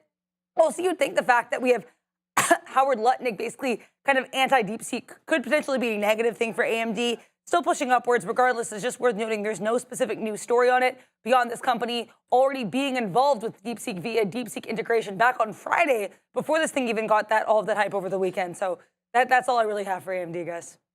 Thank you for that, Adara. Yep. So we're going to keep tabs on that. Still involved in this trade here on SLXN, but I think we need to start looking at AMD here because AMD is at the high of the day. It's continuing to go, Katina, man. So this is a great move right now by the Advanced Money Destroyer. It is up now 3 3/4%. It just got into that $118.50 area. 47 is technically the high. The 10 exponential is at 118. I'm a buyer of AMD at 118 if it pulls in. I'd like to pick it up there. Let's throw out some orders right there right now. Let's see if it comes in. Right now we're still at the third of $1, so we already still have good strength there, Joseph. There is an area crest here that we need to be aware of as well at 117 between 1/2 to about 2/3. Take your pick, whether you're looking at the closing prints or whether you're looking at the wicks. It ranges from 1/2 to 1/3, so we need to account for that as well. I'm taking my shot here with the whole dollar as we pull back in now off 47s into 27s. So some selling here coming in on AMD. I like the whole dollar for a couple of reasons. I like it because it is the whole dollar and psychological support. It's also the 10 exponential moving average on the 1-minute chart. What does the 5-minute show me, though? The 5-minute, the 10 exponential on the 5-minute is very much near that 117.5. So the 10 exponential on the 5, off which I typically chart, is right here. So let me tell you, if I get this 118 fill and it doesn't hold 117 3/4, I'm out. I'm not going to risk more than 25 pennies. And then where I'll be looking to get back in, if it holds up, is this 117.5 to 117 2/3. So AMD on went right now, good breakup, but it already had a big move up, to be quite honest with you, at 950, retraced into the volume weighted average price. In fact, gave up VWAP, dropped into 116, and then I don't know why all the volume started coming in, Joseph, midday like this. Not seeing anything on my blotter and have no idea why it's moving. We're going to try to trade it technically. All right, what's the look over here with SLXN? Still coming into 55s. Still rejecting. However, that's the bad side. The good side, we're still putting in higher lows. So I'm layering my orders 56, 61, and then we're going to look for that high day break for the next out. That's at 79s. That was a wick out, though, at 79s on SLXN. The closing prints, all at that third of $1, 2/3, excuse me, at that low 60s, I should say. So not even quite at that third. So this one's looking good. I like it, but it's got to continue to the north side. So AMD is not giving me the entry right now at the whole dollar. In fact, it looks like it's going to take out that 47s. Yeah, so this is good. Well, it's zigging and zagging right now, Joseph. It was about to take out 47s. Now we're back into low 20s. Here come the teens. So we could get filled here. AMD coming back down into the teens. We're waiting. I'm waiting at 05s. 09s now showing up, Joseph. So this could be the entry we were looking for. Let's pack our patience over here and see if we get the fill, what the situation is. So it looks like we're going to get filled now. 05s coming in. Now we've got the fill on the advanced money destroyer. Hopefully it doesn't destroy all my money today. Let's throw out that stop order, like I said I would, right at that quarter of a dollar. And now, if the 3/4 of a dollar. So if the 3/4 of a dollar area doesn't hold, again, I'm looking at that $0.50 to 2/3 of a dollar for that possible out. Joseph, what do you got? Hey, good look there. I'm just looking at the overall market. A lot of people are talking about AMD and just it being exhaustive volume. Sitting here in some Tesla for now. Let's see if we can break up and touch view up to 392.31 is kind of the target. But let's just take a look at the overall market. And I don't know if this, if anything spells FOMC day, it's probably this chart right here. A little bit tougher of a look, all those overlapping candles, etc. So you're range bound at this point. Come 2 o'clock, things will change, and then after the bell, things will most definitely change because with the likes of Microsoft, Meta, and Tesla, those are some heavy hitters there and hold a lot of weight in the S&P and in the NAS. So we got to be wary of that and decide which direction. Well, not decide, but just realize which direction that they're going to move, and if it has this possible push and pull effect on the market. So I think it will. Microsoft usually, unless the numbers are outstanding, like I'm really curious to see how cloud's doing for Microsoft, Azure, etc. So I think that will have a lot to do with the movement in the company. But let's pull up their daily chart. So yeah, just kind of pull up, just see, just kind of mimicking, mirroring the cues in the SPY here. Now pulling back into the volume weighted average price. Again, really weak 5-minute opening drive. Wow, that's really weak here, Sharif.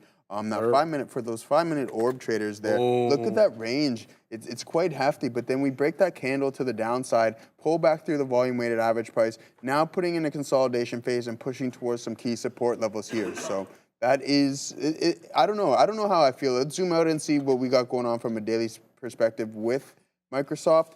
And here we go. Yeah, bring it down. Okay, all right. Katina man, right. You're shorting AMD, Katina man. The AMD's got the Katina man's going against my trade. So now all hope is lost, and I'm doomed. No, I'm joking. He's like, stop. There you go. Well, I'm out of three. I'm out of almost all the shares. So I've got a couple of more over here. If it breaks 118, I'm out, Katina man. So the Katina man short at 25s. Dara's at the big desk. We're going to take a look here at Apple. This may be a minor thing, but I think something to be aware of here. Apple does have its shareholder meeting on February 25th, 2025. And we have apparently the National Legal and Policy Center filing here a proxy vote. They're urging Apple shareholders to vote in favor of a proposal requesting Apple's board for a report on its AI data sourcing accountability. So AI-related, I guess, semi-catalyst here for AAPL, which you know is mostly been lagging on the AI front. Guys, be aware of Apple here. Back to you. Helped out of it already. Yeah. But yeah, anyways, back to Microsoft. We've been trading in this kind of $55 range for a better part of a year now. So let's see if what happens with Microsoft. That report's going to be really important, and see if we can break these ranges because that consolidation phase has been long. So that's Amazon. Let's take a quick look at Meta before we send it off to Sharif real quick. Yeah, all-time highs with this one. If this thing continues to move higher and higher, that's going to be insane for this stock. I'm just waiting for Mark Zuckerberg to announce his first stock split. I don't know if we need to go to that $1,000 price target, but that's what I'm looking for from Zuck, to see if we get a split at some point, especially if we just go to the moon on the report. All right, we're done our AMD trade. The Katina man forced us out. It's all his fault. I'm kidding, of course. He's short 25s. I took it out all the way there into the top 30s, and then I got stopped out. I moved up my stop. So, you know, I had my stop at 74s. I moved it up to defend 118. So we lose 10 pennies on the last little bit there. So AMD, done with that. But I'm keeping my eye now on SLXN. There we go. Just took out 55s. I got printed at 56s. Now, waiting at 61s, and I'm layering my orders from 61s up into 69s. That will, I think, be 10 pennies ahead of the high of the day. That'll be, I have 3 more outs. So I've got 2 posted there, one at 61, one at 69, and then I'm going to wait for that last little piece. It'll be the piece for the dream, so to speak. And we're going to wait to see if we can get above 279 on SLXN. That is the high of the day right now on this monster. Let's see if this bad boy wants to continue to go. It's a good curling effect, I should say, on SLXN, but it's going to have to continue. And there does seem to be selling incrementally or aggressive selling at every major level. So it took forever to get through this 55s, and look at that. We get through 55s and we're already below 55. So in the same way that you are getting that bullish pattern with the higher lows and the higher highs, in the same way, kind of in the same look, that you're getting pushed down and not being allowed to move in a parabolic fashion like we saw with KRKR. So let's have a look at what the details are here on SLXN.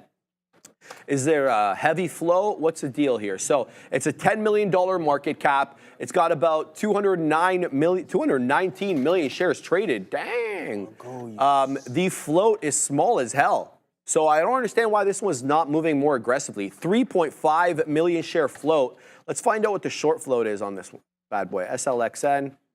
Yeah, I'm not even getting the short float on this one. So Trade Ideas doesn't have it. We'll have to look at E-Signal in a second. But we've got 3 more outs on this bad boy. So it's going to have to continue moving up. My in is at 43s, but I do have an ad here at 35s. So give this one a little bit of room. KRKR is still doing its thing. I mean, it hasn't given up the ghost quite yet, to be honest with you. It's still above VWAP.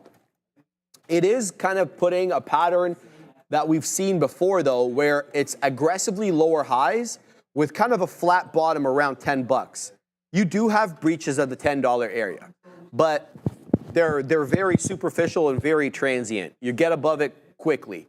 So my feeling is on KRKR is that this ends up being a really aggressive flat bottom break through 10 bucks, given the descending wedge kind of pattern that we have right now on it.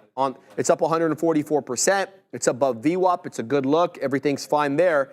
But when you look at it a bit more deeply, the lower highs, I think, a bit more instructive as to what it's looking at doing than the fact that it's holding above VWAP. So I'm thinking about this one. I mean, you can get scalp trades off this because it keeps defending 10, right? You keep dipping into 10, then you move into 10 and a half, 10 and 2/3, 10.75. So you are able to extract profits on this one, and not just negligible profits off that 10. However, each successive crest lower than its predecessor. You guys get it. It's a descending wedge. I feel this one is probably a flat bottom break through 10 bucks. But when it comes and how and what shape, your guess is as good as mine. So keep a look at that. Scalping says SCHO move. Let's have a look at SCHO. Not one that I had on today. SCHO. What the hell is this, bro?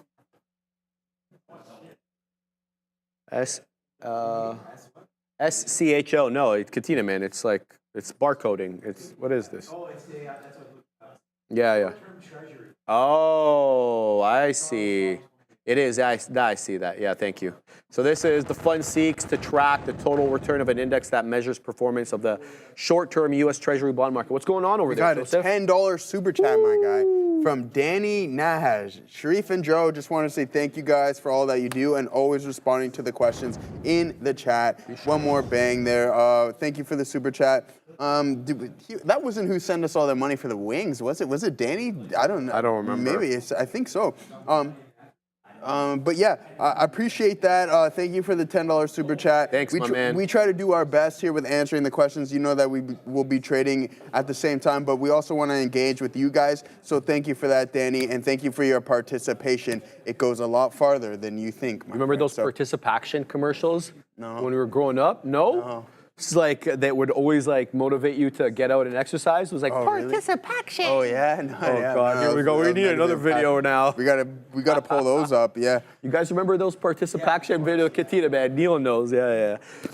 Sometimes we overlap. Al Johnson. Remember? Yes, Hal Johnson. Yeah, so I was probably still a jit at that time. Yeah, I know you were. That's why I never You know played what I mean? Yeah. So, yeah, that's that one. I mean, yeah, I'm trying to think of some of the iconic, I guess the Sunny D ones, the Kool-Aid. Oh, those are good, bro. Right? The You know what I Kool-Aid, mean? yeah, The yeah. Kool-Aid commercials and stuff like that. But yeah, you can tell Bert too. 66, he remembers, so he's obviously Canadian. Shout out to Bert. 100 tattoo practice, knows exactly what I'm talking about as well. Shout out to tattoo practice. No, man, these are good memories from childhood, man. Guys, I don't know what the hell SLX is doing. Get it, Neil? Sharif should be Hal Johnson for Halloween. I actually agree with that, dude. That's not actually a bad idea, Neil. I do appreciate that. Who's Hal Johnson? SLXN, I finished waxing poetic about how beautiful of a rounded bottom this was doing, and we were putting in higher highs and higher lows. I don't know. I think I'm going to move up my stop from that 230 area where I had it initially, because I got in at 235 for the ad. And I'm going to move it up into 234 for this area defend, exactly 1 penny lower than where I got wicked in. So SLXN, definitely in focus. Let's have a look at what the advanced money destroyed. What the hell? No, bro. It's headed back to the high side. It's going to take out that top at the $0.50, man. This is bull flagging here on the advanced money destroyer. AMD is what I'm talking about right now, but we will talk more about that when we get more information from the human algo. Adara, get it. Thank you very much, Sharif. Get it yourself as well. We're going to take a look here at some of these earnings graphics from TTV Research ahead of our earnings party tonight with Sharif, myself, and Neil. Check that out at 4 p.m. Eastern. We're going to be getting reports from Tesla, Meta, and Microsoft. And so we have a couple graphics on some of these earnings names. This one is Tesla. We just posted it on X. Check that out at TTV Research. Basically showing you're comparing the revenue growth of Tesla each quarter on a year-over-year basis to its returns on day one earnings. And there's very actually little correlation between these. So, for example, you're back to Q2 2023, we had almost 50% revenue growth in the quarter, but Tesla's stock dropped about 10%. Really, the main thing I got from this graphic is that Tesla has a tendency to either go SSR, drop by more than 10%, or gain more than 10%. So regardless of what happens here with Tesla with regards to the numbers, it is almost guaranteed we'll have an extremely volatile reaction. So remember that over the last 8 quarters, Tesla has not had a single day where it has either not dropped roughly 10% or gained roughly 10%. Be careful tomorrow. Also, on deck here, we have not yet posted this online, but here's a sneak preview at our Meta ARPU graphic showing Meta's average revenue per user growth and contextualizing it with some of its acquisitions and some of its stock changes. That will be on X shortly. Make sure to follow us, TTV Research. Back to the Bash Brothers. Appreciate you, Adara. Great looking graphic there. Here comes the flat bottom break on KR. Oh, there it is, man. What a move down from 10 into 9.5. 9 1/3 wick right now, guys. 9 could be in play real quick here. This is an aggressive move. It's the first time I want to say we've breached VWAP since 11:20. So it's 12:40 right now. We haven't actually closed anything below the volume weighted average price on KR on a closing basis all day. Well, no, that's not correct. Since 10:35. So this would be the first one right now. You kind of felt it, man. $10 was that gap level that we gapped above during the up halt, and then it kept defending over and over and over, and you kind of felt like if 10 gave way, it'd be aggressive. And there it is. I think we touched 9. 920 is now showing up. So aggressive selling right now on your boy KR. But Joseph, yes, sir. Miss Lucia, she had a great question in the chat, didn't she? Yeah, she did. That's a great question, Miss Lucia. Sharif, Joseph, if you had $1,500 USD to buy 100 shares in any stock, what stock would you pick and why? Or, well, maybe not 100 shares, but we'll just go with $1,500. And what would you allocate with that $1,500, Sharif? Okay. You may or may not like what I have to say. $1,500. This is not financial advice. Really want to stress this. I'd buy IBIT. IBIT? Yeah. I don't know. I would look for something. Maybe I would get in the lines of Rigetti, $1,500, right? Looking for that 1,000x return, right? I would no longer be Joey Option after that. I would be Joey like Turks and Caicos. You'd be Quantum Joe. You know, I would be like Quantum Joe. I would be Sunshine Joey because I'd be at that point. So yeah, it's a great question, Miss Lucia.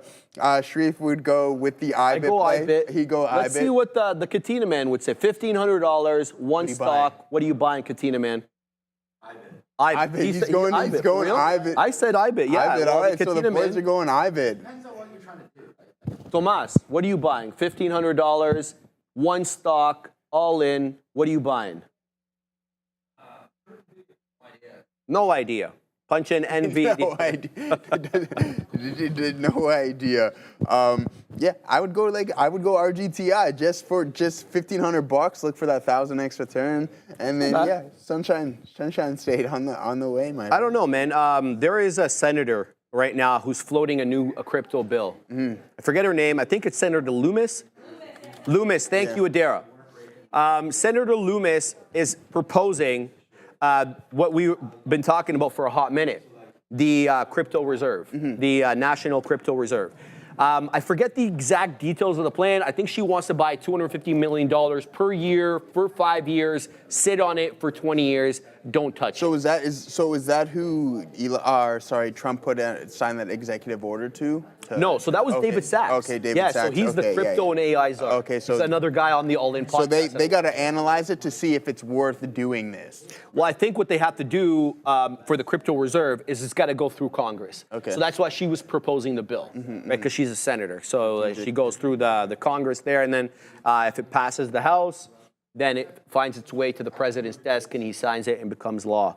So we'll have to see what the deal is. And you know how these things are, Joseph. They never end up being their exact original form. They get amended along the way. Your interest got to get thrown in. No, I don't like that provision. You know, you throw something. A little bit, so we'll exactly have to wait and see what the quantum is, how much they buy per year, how long they're going to hold for, yada, yada, yada.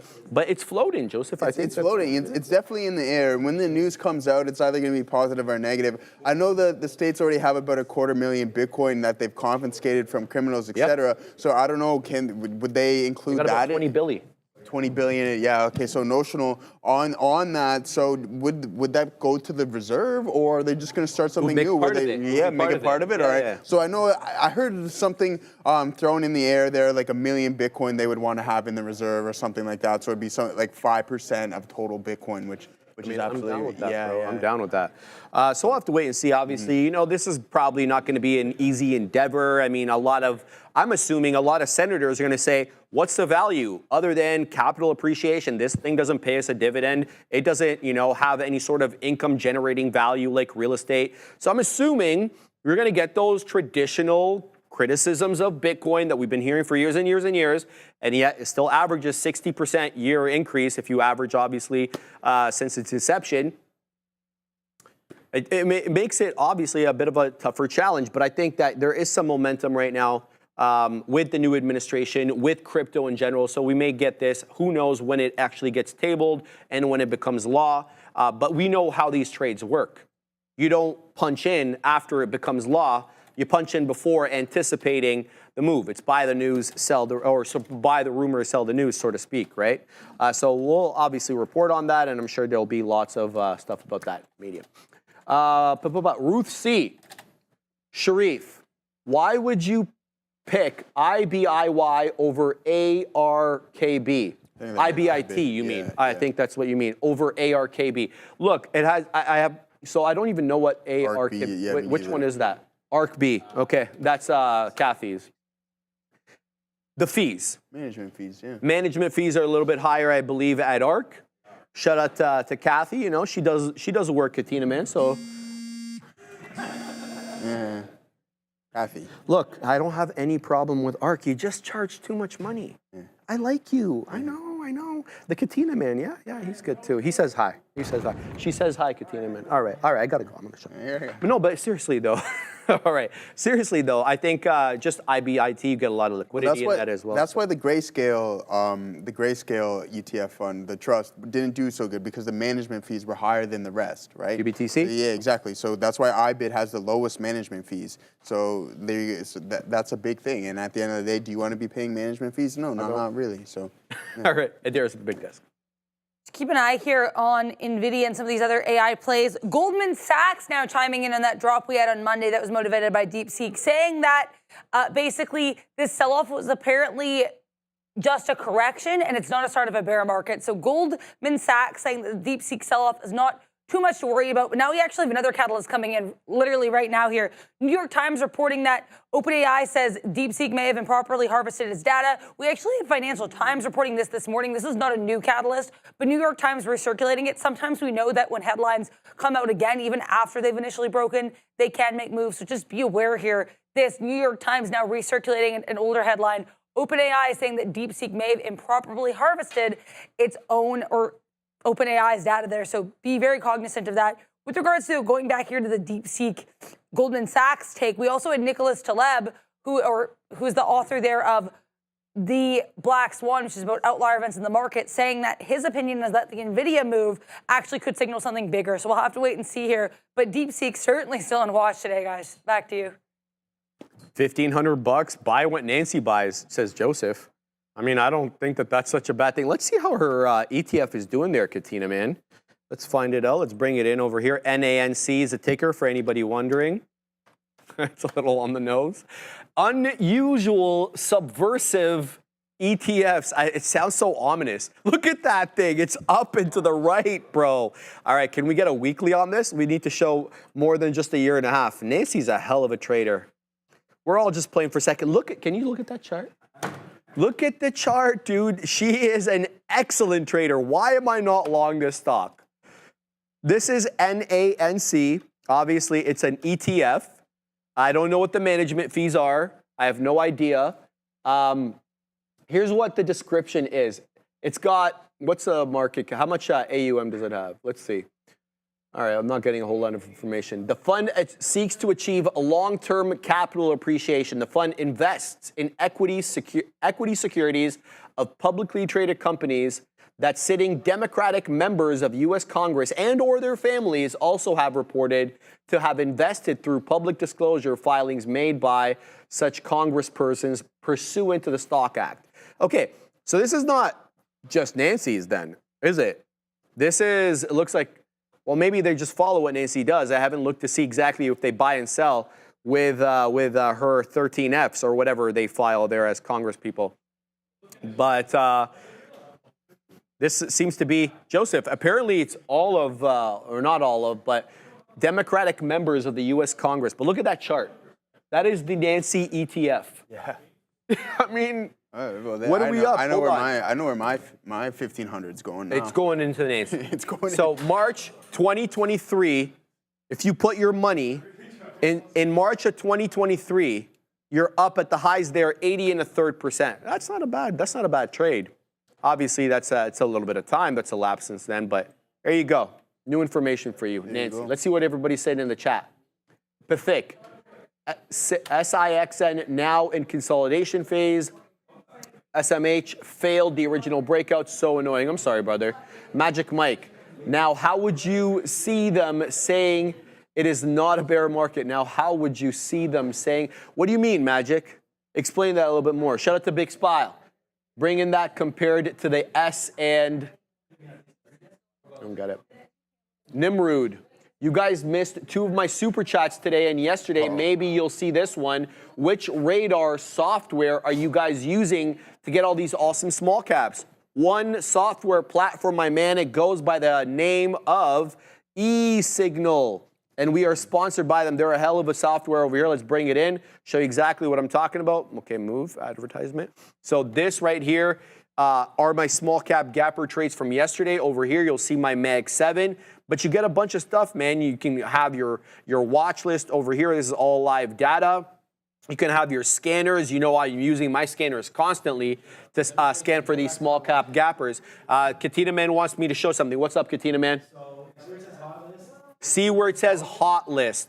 Yes, right there. Say it again? Down-click the volume and select trade rate. Down-click the volume and select trade rate. I love that. These are the ones that are popping right now. I like that. Thank you, brother. That is a really good one. So many different, like, pardon me, Joseph? What's that look like That's there? an options chain right there for your boy. Can we pull that up or not? Let's go oh, no, that's options, like, yeah. I'm sure they have options, but I haven't had an opportunity to look at it yet. But well, why would they put options up there? Like I know, in a trading software. Yeah, exactly. I think that's what they made. Yeah. But we were thinking it was a chain. This is excellent stuff, dude. This is an excellent piece of software, man. E-Signal, you get a nice first month. First month is free, says the Katina man too. Let's see what everybody else is talking about. Will trade for food. You'd think she had access to info before anyone else or something. There's no way. Come on, Will trade for food. You can't be that cynical. Nancy would never do that. Ever. She's way too moral and everything's fine.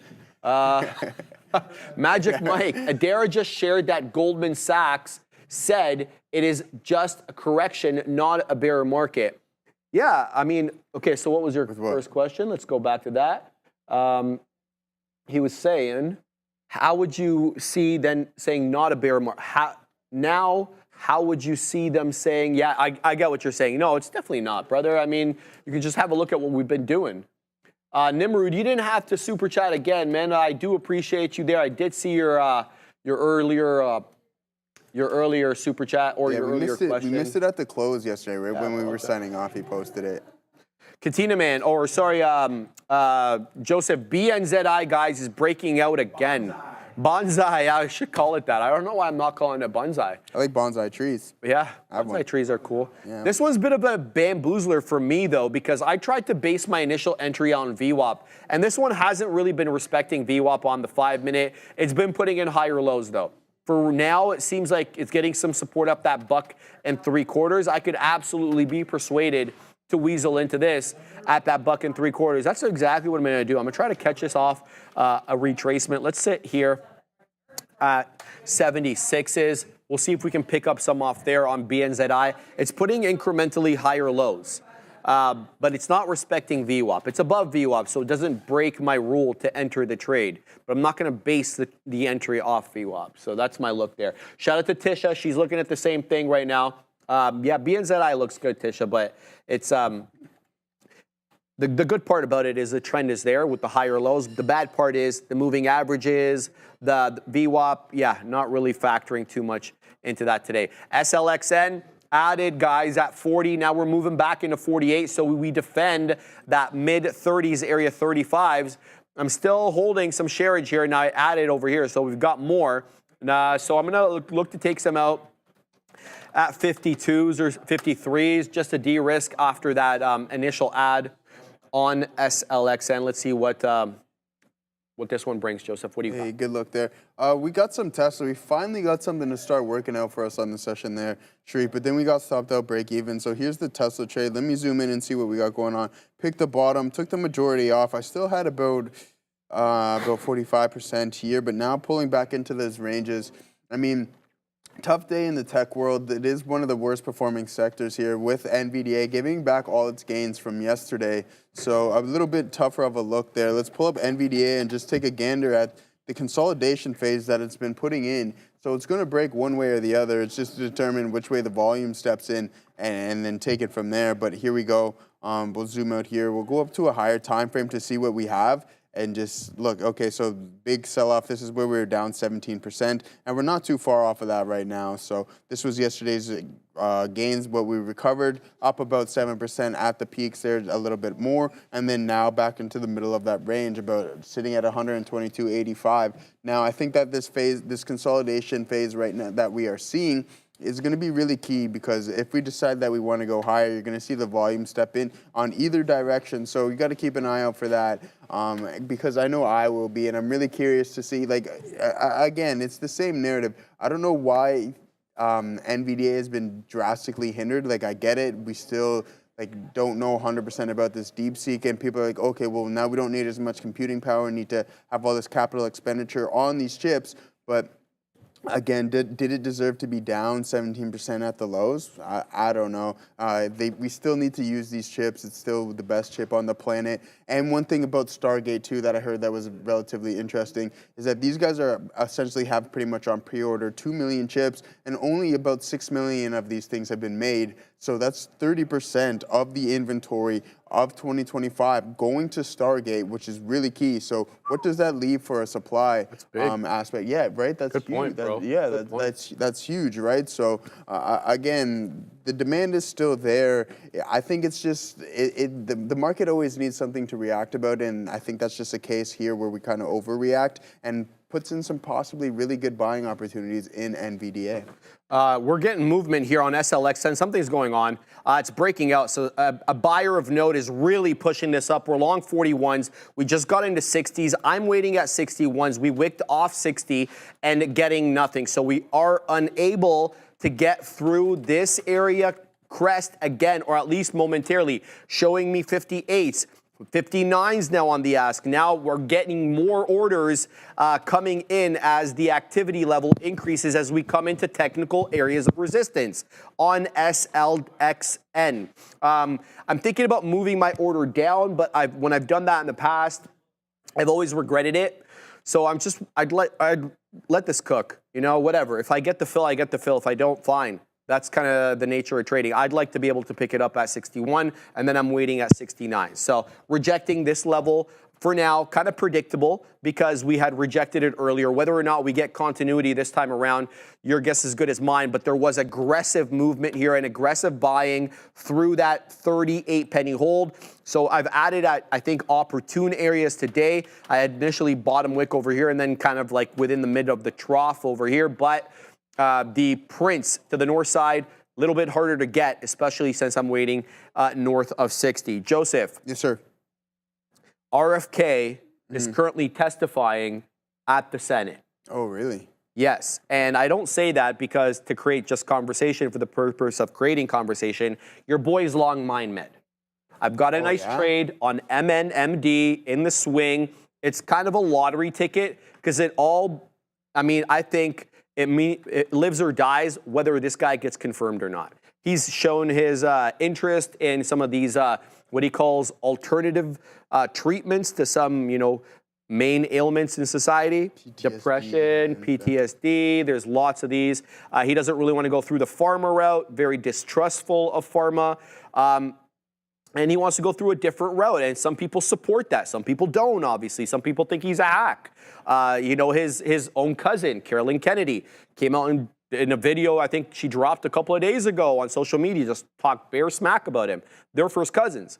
Anyway, RFK testifying right now. We'll have to see if they've gotten enough votes in the Senate to get this guy through. But I've got an interesting long on MindMed. I've got a really advantageous price. I'm actually in the money, which is funny because it's been very much range bound. Did you see when you type in MindMed on TWS? No, MNMD. It's got right here. Give me an interesting thing. What did it say? It says the product is provided on an indicative information basis only. IBCAR does not represent that the valuation for this instrument is accurate. No, did you select the right one?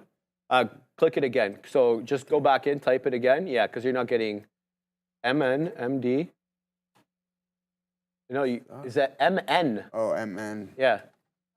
No. Yeah. Well, let me know. We'll figure it out there. MN. Yeah, I don't get that. I don't get that on my thing. All right, guys. You guys got great comments in the chat. We'll talk more about those when we get back from Midday.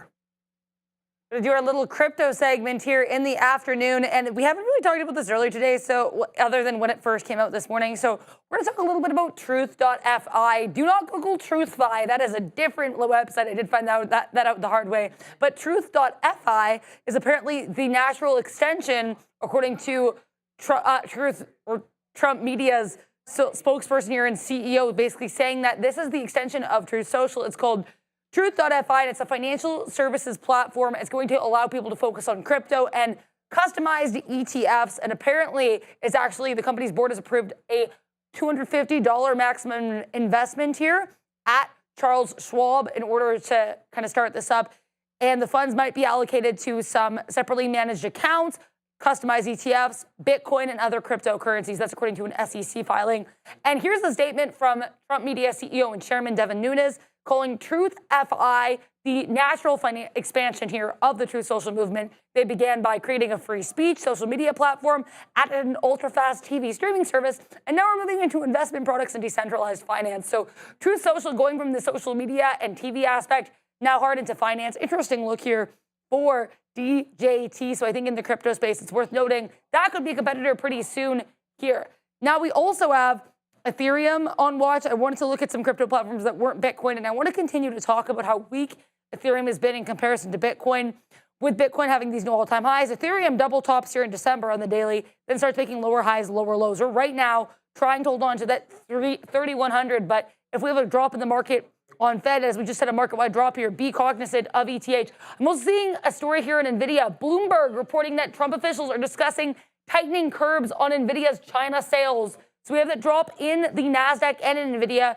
Apparently, the Trump officials are discussing tightening curbs on NVIDIA's China sales. It also echoes comments we heard here from Howard Lutnick, which is Trump's pick for Commerce Secretary during his confirmation hearing. He kind of said here that he wants to really tighten up export controls. Looks like we already have Trump officials discussing that. NVIDIA, the downside on that story, guys. Back to you. Yeah, there's blood in the streets right now, Joseph. Blood. NVIDIA is absolutely tanking, and it's taking the entire market down with it. Where the hell is my charts? Here we go. Let's bring this in. There's a Mag 7, NVDA. Which one? There it is. So I think it's NVIDIA that's dropping. It's the one that's down 6.5%. I mean, there's others obviously that are on the way down. Maximize. There we go on NVIDIA. Guys, we're taking out lows, 120.18. Let's see if we get any sort of bounce, guys, off that 120. The Katina man is still short. AMD at 118.25. It's now breaking down, Katina man, into 116 and 2/3. AMD technically still up on the day, 2 and change, but it is definitely on the move down now, likely being brought down by NVIDIA. Everything moving down. The only one that's aggressively not moving down is Apple. I mean, it just broke VWAP right now on the way down, but a Tesla is moving down into the low day. Amazon is at the low day. Softy's like very close to the low day. The Fuge, the NQ, is now at the low day. NVIDIA is at 120, and Adara is at the desk. NVIDIA trying to hold on to 120 here. I'm seeing a little bit more context here. So again, just to clarify, we did have Bloomberg reporting that some Trump officials are in discussions here to tighten the curbs on NVIDIA's China sales, so restricting them further. More details, though. Apparently, these officials are talking about restricting H200 chip from NVIDIA specifically. So H200 restrictions on watch here. NVIDIA currently able to hold 120, but we'll see how this lasts, guys. Back to you.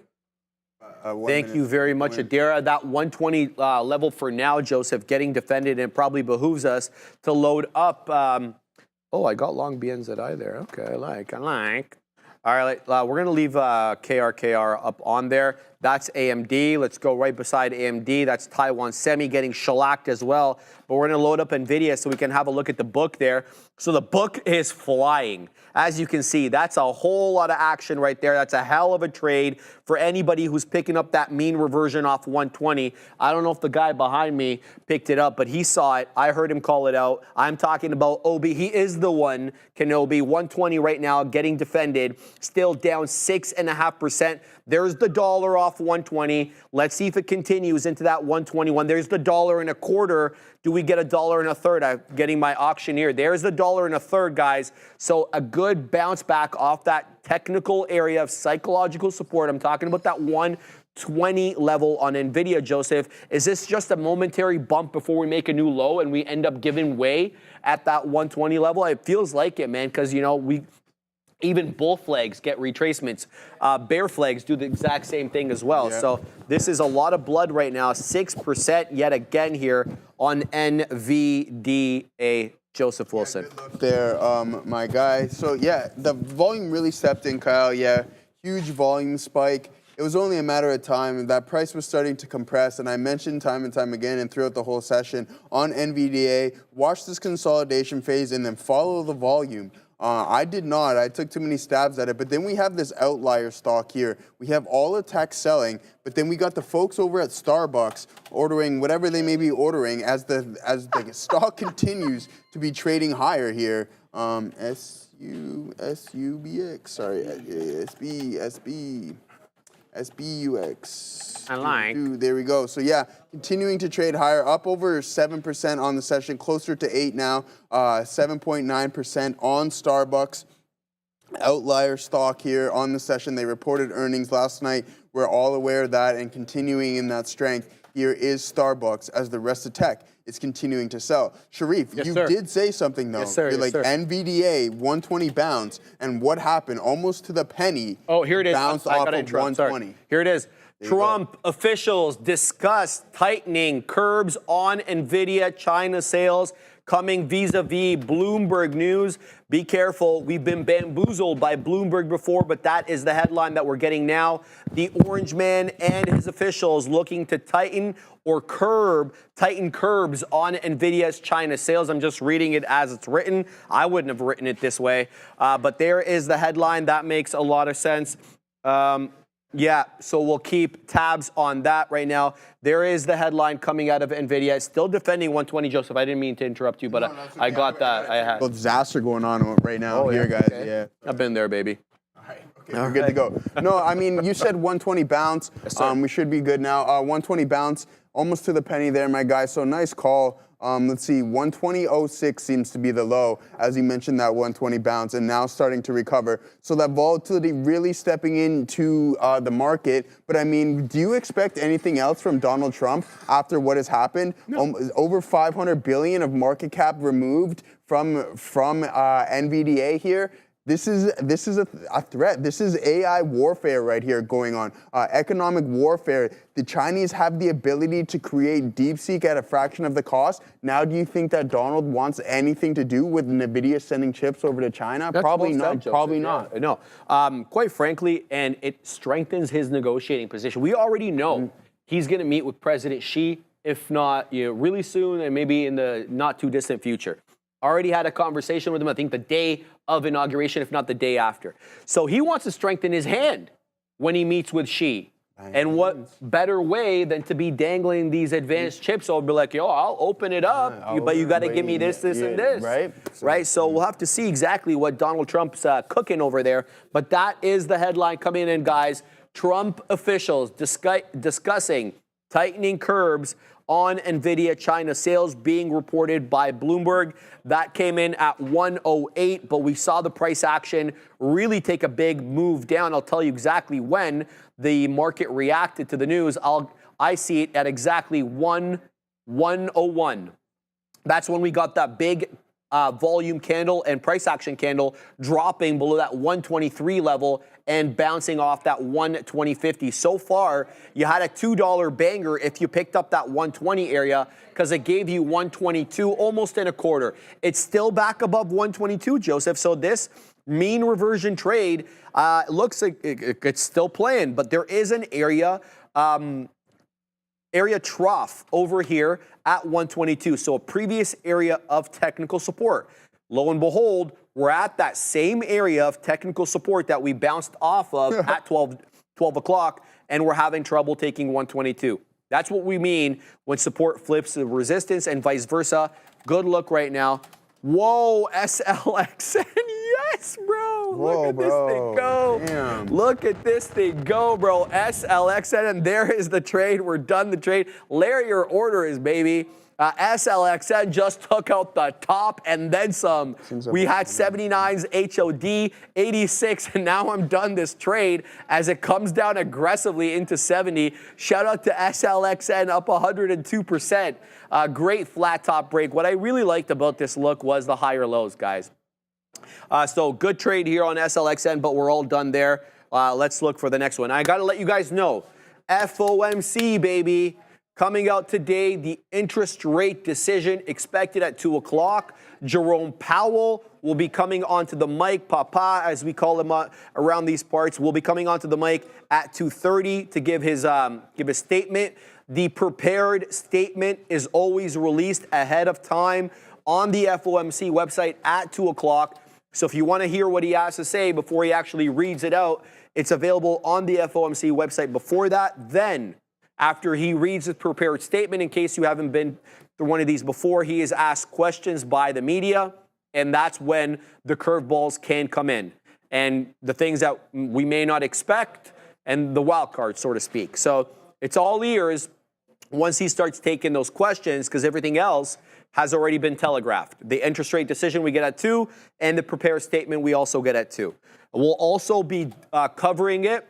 The prepared statement, that is, Brendo always has a comparison of the previous statement that was issued versus the new one, and anything that was removed or added will be highlighted. That's often interesting for markets as well, as it kind of gives you an idea of where they're focusing or what their focus is shifting to.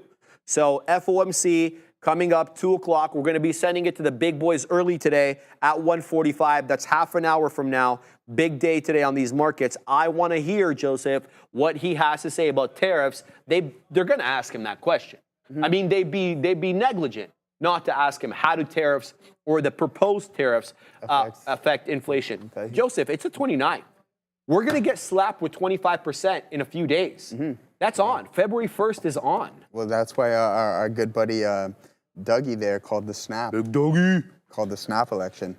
Yeah. Hello, friend. Yeah, hello, friend. Yeah, we got to battle. We got to battle these tariffs somehow. Yeah, he's being attacked aggressively right now. He kind of brought it on himself. He's a year and a half early in the election, Joseph. Yeah, I mean, he wants a mandate. He's talking about like what we call the premier. Well, we had that on the governor. We had that in a federal standpoint too during COVID. So he wants a mandate, Joseph, because he says, well, the current mandate that he has right now with the government that he's got was under previous circumstances. He wants a mandate going for the Donald Trump tariffs. So because he's going to spend up the yin yang. He's talking about pandemic level spending at the provincial level and at the federal level. Someone tell me where we're going to get this money. Well, I can tell you right now. It's going to print money. Yeah. It's exactly it. Exactly what it. They're talking in this country, Joseph, at the federal level, at the provincial level, stimulus, the size of the stimulus we had during the pandemic to counter these tariffs. That's terrifying to me, bro. Yeah. Well, we could just do a tariff war. Why don't we just slap some tariffs on some of the precious metals We're throwing tariffs on their products too. I don't want to get into that. I don't want to be into that situation, but that's the situation we find ourselves in, and that's how they're responding. Yeah. So that's a look. Mark Susi, the USA will also see $200 billion in counter tariffs. It hurts both sides. Absolutely accurate. I just finished saying that. My hope is that the spending, this pandemic level spending that they're talking about here, is funded by the counter tariffs and not funded by new money or by deficit spending, because we're running still a deficit in this province. We're definitely running a deficit federally, way bigger than the one that we had projected, thanks to your boy. So it better be money that's already coming in from other sources and not more deficit spending, because goodness gracious, I don't think this country can handle anymore, bro. What are you looking at over there? No, I don't think so either. We could just buy the dip on NVDA and then see if we can get a little bounce there. But yeah, guys, I'm not in anything right now. That broke to the downside. The market's slowly starting to recover what it just dumped now. So that's the look. Let's see what Jay Lee asked us to take a look at NUKK, Nuke. But here we are. This thing isn't the most liquid stock. So you said rounded bottom. You're not wrong. It did slowly start to curl over, but there's no liquidity in this underlying. So you have to keep that in mind as well too. And you kind of broke through that range already. So I don't know if it's too late to the dance for that trade. Let's see what we got going on from a daily perspective. Yeah, it looks slightly bearish here, running into some support levels and maybe some more potential downside. But again, look how much we've been up since the break of these key levels here. And here we are around 6,558% from December 17th, which is absolutely insane on Nucleus. So yeah, hopefully, then this is what I want to put that 1,500 that we're going to allocate on, is just find one of these trades here. That would be pretty cool, but it's a little unrealistic. You got to find those way before it happens, as Sharif mentioned before. But guys, continue to let us know what you're looking at in the chat. Someone said Baba bounce off of 97. Let's take a look at Baba. It gapped up as ADRs tend to usually do here. Let's see what we got going on from a 5-minute perspective. So a high of 101.26, and now running into this key support level right here. Off of that opening drive, you can see that we were slightly bearish, and then it took some time for us to turn around here. Nice pullback, and then another leg higher. But right now, we know that Alibaba has now released their own LLM, so yeah, I don't know. I think these ADRs are a tough play. But again, right now, Sharif, you mentioned it before. Are they a buy down here? Possibly. But again, if you're slapping an additional 10% of tariffs on top of what they already have, is that going to be a good look for China? I don't know. Why not? No. You know what we forgot to do, right? Oh, I know, man. With the playmaker, I'm ready. 17, I'm ready. You ready? All right, we got to get this in here. Is this going to be a good time? I got to take it today, though, not you. You're going to take it? All right, take it, my guy. Yeah. You taking it the whole time. All right. All right, 601.59. All right, let's see what we got here. Well, what did the chat say, by the way? Yeah, I didn't see that. I know I can probably guess what the result was. Ram, what was the result of the Playmaker poll? You sent it? Thank you, Andre. I'll check. Is it in the midday, Andre?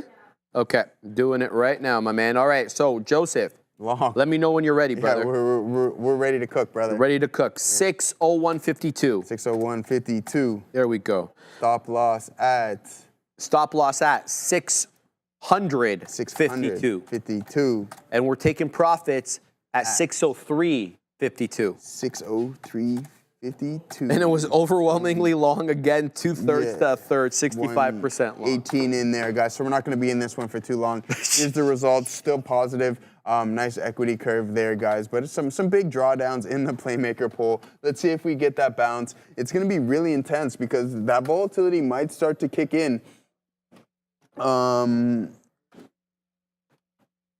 Okay, so yeah, that volatility might start to kick in just running into this FOMC meeting, all right? So just keep that in mind. Things might start to pick up a little steam. This, and Sharif said this, it depends what JP says. Is it going to be hawkish or dovish? If we do decide to go to the top side, then you can just maybe classify this as a large liquidity grab, and then we just moon here in the market, or we can head to the south side a little bit more. I want to take a look at the cues from a daily perspective as well, too, guys, and see what we got going on. I know SPY made all-time highs, but the cues had the inability to do that. With the tech-heavy sector here, yeah, just shy of everything. NVDA dragging it down. But the funny thing is that we had Amazon, Meta, and some other stocks really starting to put in those all-time highs, but yet the Qs did not. So those stocks are heavily weighted as well, too. I think this is going to be really important meeting here. Even though it is a pause, I guess it's going to be all about the comments. But I think if we do decide to go to the south side, then we're going to crack 500 here on the Qs, and then I think there's going to be some more downside, so somewhat of a correction. We haven't really hit correction territory. We've had those 5% pullbacks, but I wouldn't be surprised if everything and earnings aren't as hot as we're expecting it to, that we can see that 15% correction in the market, because we have been in a 2-year bull run. We have. And Michael Noss, I think he brought this up a few weeks ago. He was talking about the third year of a bull run and how it looks relative to the first and the second. And the chart he was showing was quite flat. Like, I should probably get the previously PowerPoints off Brendo, because he sends them to Brendo in the morning. But yeah, I mean, that's what it was. His data showed that the third year was not nearly as bullish as the first and second. We know history rhymes, it doesn't repeat, right? So we'll have to see whether that ends up being the same deal. But yeah, I mean, it can't hurt to put the data on your side. So that's the situation. All right, guys, I weaseled back into SLXN. It looked awfully bull flaggish at this level. I'm not going to give it that much room. I've already taken some profits here, layering the orders into 3, looking for a possible squeeze into 3. I got 88s printed. I'm in at 81. I don't really want to add into this. I put my stop below 65, excuse me, because that's a level, right? Reject over here, and then we finally big boy break it up here. So if it doesn't hold 64s, then I want no smoke. Very small size over here. Just looking at participating with the move up, because we're still getting higher lows on every successive candle. So good look right now on SLXN, but we're just going to get into this one because it's breaking out and we need to be in a trade. Can't just sit there on our hands. Jay Lee, Joe, Sharif, bring up Nuke. You already got that one, right? You already looked at it. Shut up. Elon. Hi, Sharif. ASML released good earnings pre-market, but price action is southeast. bought some more shares in my long-term account. Look, I feel this one, even though they guided very well, and I haven't had an opportunity to look at the full report because I wasn't here this morning, but my understanding was they guided well with overwhelming orders. But as I said to Joseph, if the stuff we got at a DeepSeek is the real deal, does it hurt ASML? ASML says it doesn't. ASML says it doesn't because it helps them even with the production of less advanced chips. Not all the chips have to be H100s.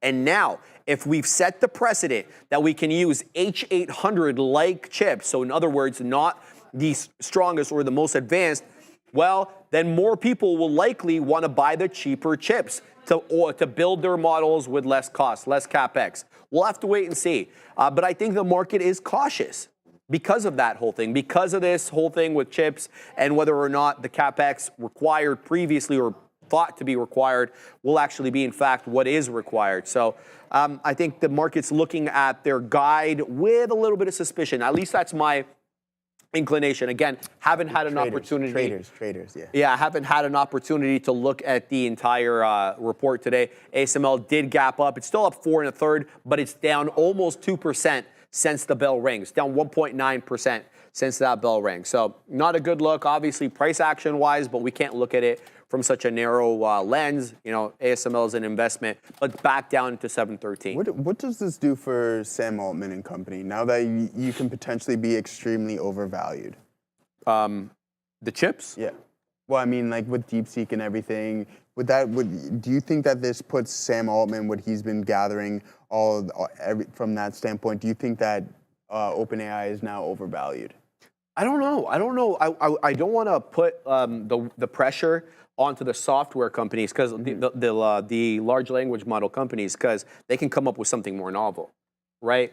And whether or not, well, that's what Altman said in that tweet that I read earlier. He's like, we're going to move forward all these different things that he's got planned. So I don't know. Maybe they outduel him. Maybe they come up with something. Maybe they've got AGI and we just don't know. A lot of people were predicting that Altman was going to announce AGI in soon. Oh, yeah. That they've reached AGI and make that kind of announcement. Obviously, that helps with valuations if you're trying to raise money, which he does constantly. I think last time around, we were talking about $190 billion valuation in the private market, Joseph. Yeah. Nobody... yeah, but that's what I mean from a valuation standpoint. Are they potentially overvalued? I don't know. It's a great question, but I think that because they're not specific, nobody's having to buy their stuff, they can come out with great models and then use SaaS, obviously, software as a service. I mean, essentially, they still haven't turned a profit yet either, have they? I don't think they're turning a profit. No, but they're definitely increasing revenue. Okay. Yeah, so I think they're doing okay, but I don't know if they're profitable or not. Nor do they have to disclose that because they're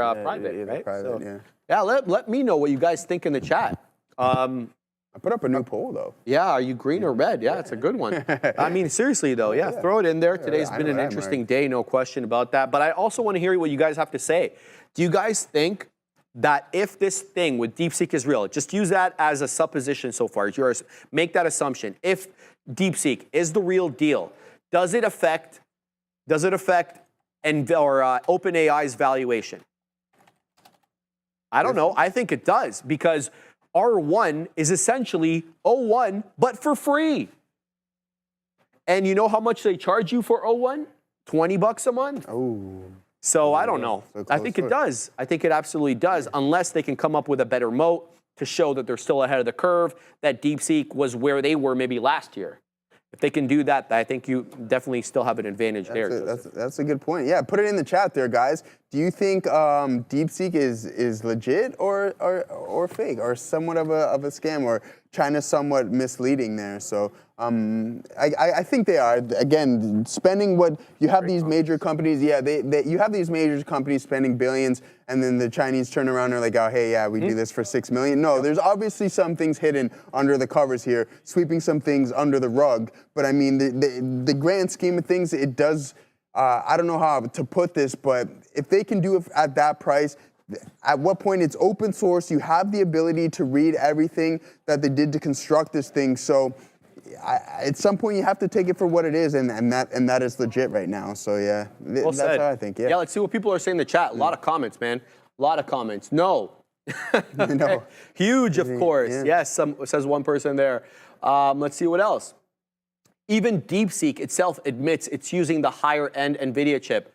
Where did I think his name is Liang Wang. Where did he say that? I follow him on X, and I didn't personally see that. I'd love for you, Oscar, just tell me where you saw that. Tag me, maybe tag Bears versus Bulls as well, in case I don't see it. Yes and yes, eclectic passions. Darwin says faux. Let's see what else. ChatGPT says Ryan Felipe. ChatGPT is about to release more advanced AI. DeepSeek can't do that. I know that they're going to release more advanced AI, but how do you justify your assumption that DeepSeek can't do it? How do you know? But I agree with you on your first part, your first assertion, I definitely agree with. AR31, nothing is free in this world. When something offered for free, you are the product. You're not wrong, my man. Absolutely. We know that they use our data for advertising. That kind of goes without saying.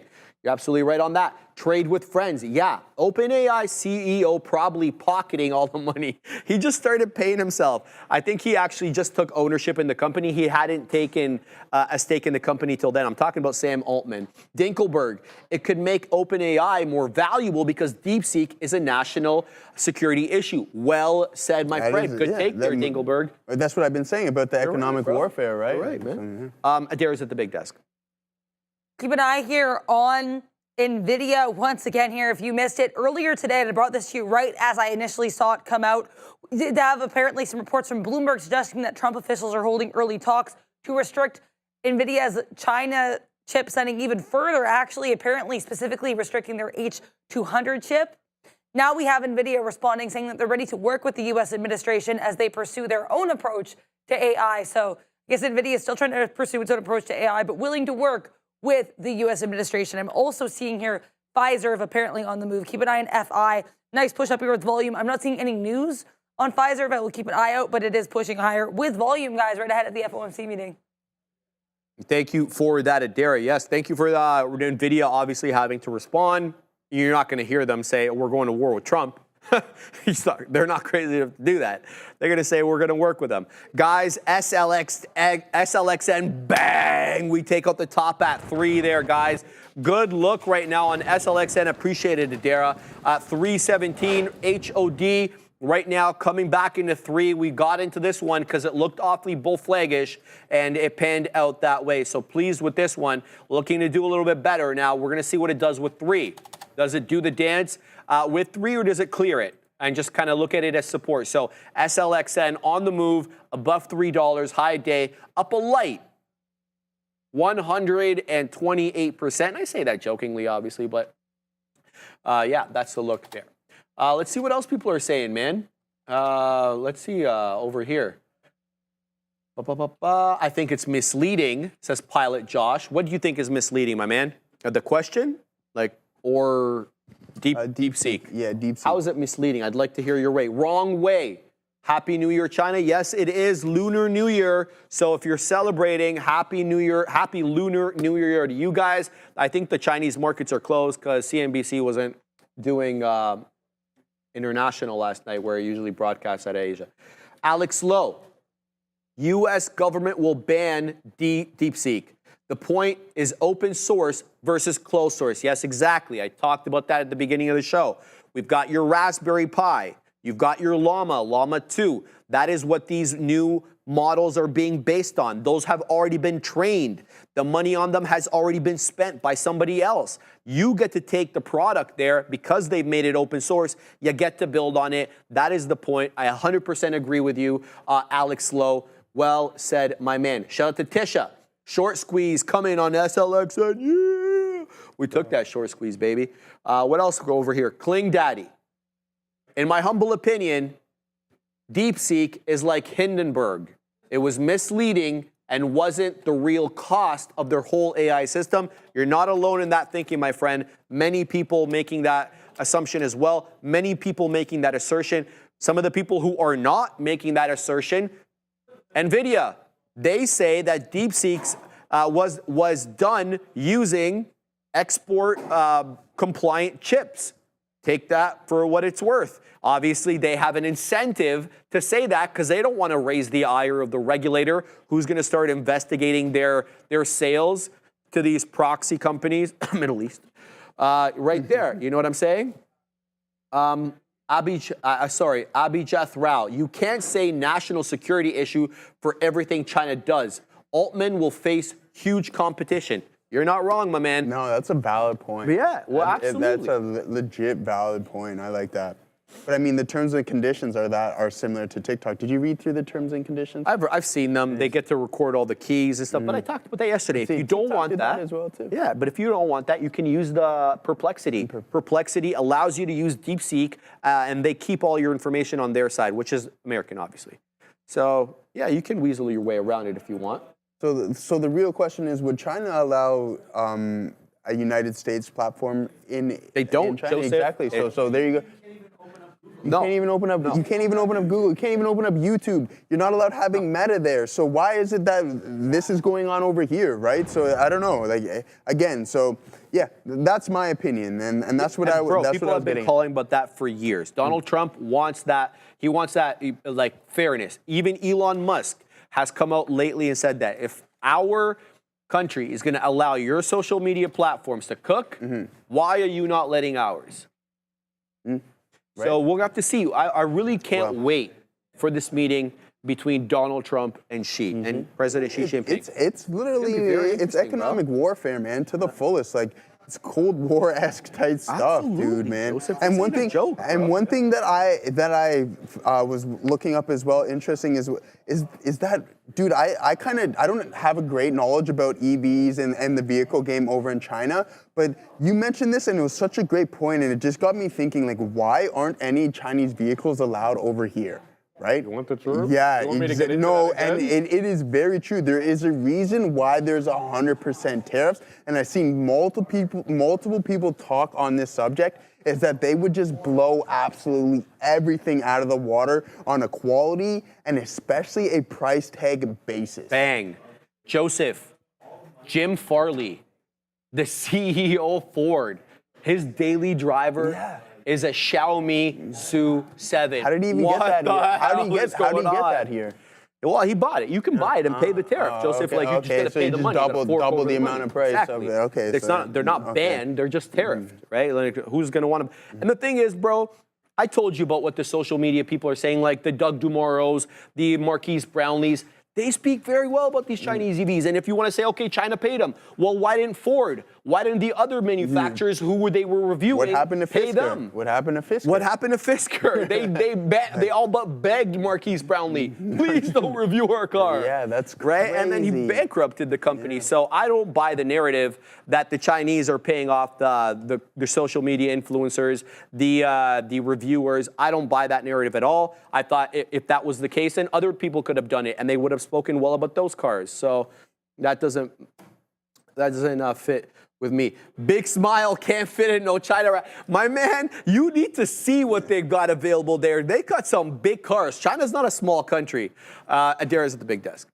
I do have a quick piece of news here. I'm just seeing this coming through. The information reporting that Meta is considering testing DeepSeek, which of course is a Chinese AI model, in its generative AI tools for advertisers. So information reporting that Meta's considering testing DeepSeek for its advertising. And I also want to remind you guys, huge earnings night tonight. Yes, we have the FOMC, but after that, we're going to get reports from Microsoft, Tesla, Meta, IBM, Lam Research, Levi's, Las Vegas Sands, Western Digital, ServiceNow. That's so many reports. If you want to see them all, check out the market recap at 4 p.m. Eastern. It'll be with myself, Sharif, and Neil. And you can check out this awesome brand new TTV Research earnings board on X. I'll be making a new one every week. I just dropped the link as well in the chat, so make sure you follow that for market insight and some cool graphics. I've prepared some things for tonight's special show as well. Back to you. That's fantastic infographic. We're going to thank Adara again. Top-notch stuff. Always the best. Let me know when we're ready, Andrea, and we're good to go there. Guys, I just took a bit of a print there on BNZI, but we'll talk more about that once we're finished playing some bills. Guys, new traders, listen up. The first month, it's free. That's right. We're waiving fees. You get to trade smarter, not harder, by upgrading to that elite trading experience. I'm talking about eSignal. Analyze, strategize, and capitalize. Our platform, it's everything. It's got infinite data, instant trading, lightning fast market insights, game-changing charts, predict with back testing, reliable real-time data, global markets at your fingertips, all in one platform. Don't miss out. Execute your best trades now.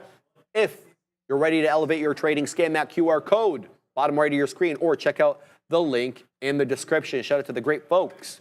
Jose. What's that like that V9000 China? You know what that car I'm talking about is like actually the fastest car? Oh, is that the one made by BYD? Something like that. It's like there's something 9000 or yeah. I know BYD dropped a supercar. But anyways, it's a fraction of the point. You want to buy a Bugatti here, 4.5 million, but you get this one car that this 9000. It's like 70K or 80K or something along those lines, and it's faster. Oh, there's a car that jumps. Have you seen the car that jumps? Yeah, I've seen that car. That's the BYD. It's like a supercar, sports car, EV. That? What's up with that? I think they're using air ride suspension to make it jump. It's so joke. But I mean, you got that and stays with that. Right? Yeah, guys, look, they got some good cars up there. Here's the deal. SLXN is breaking back down now below $3. We were looking for that $3 defend. It doesn't come in. Now the question for me is the straight still on? I think it is. I want to see what it does with 285. 285 was the top end of the bull flag, in my perception. That's why we took a little bit off there once it broke through that level. So 285 in focus. Now, if 285 doesn't hold, I'm definitely looking at 265. 265 was a long, you-know-what, resistance level before we big boy broke it at 110. So 285 in focus for me first and foremost here with SLXN. 285 doesn't hold. I'm looking at 265, but I'm still interested in this monster long. Now, I took a print on BNZI over here, long 76s, took out some at 82s, waiting at 88s. This one, though, I'm likely going to take it out if we pop back into the 80s. Now, here's the reason. We got a flat bottom at $1.70, right? And then we've got lower high, lower high, lower high, and yet another lower high. That's 4 lower highs with that same $1.70 defend. This is yelling, dying for a flat bottom break on BNZI. It feels like it's incoming, Joseph. Up 40%, below VWAP. Been giving you that entry, but every successive high lower than its predecessor, that is not a good look. Every time I've been been in this type of trade, I paid for it or it's flat bottom broke.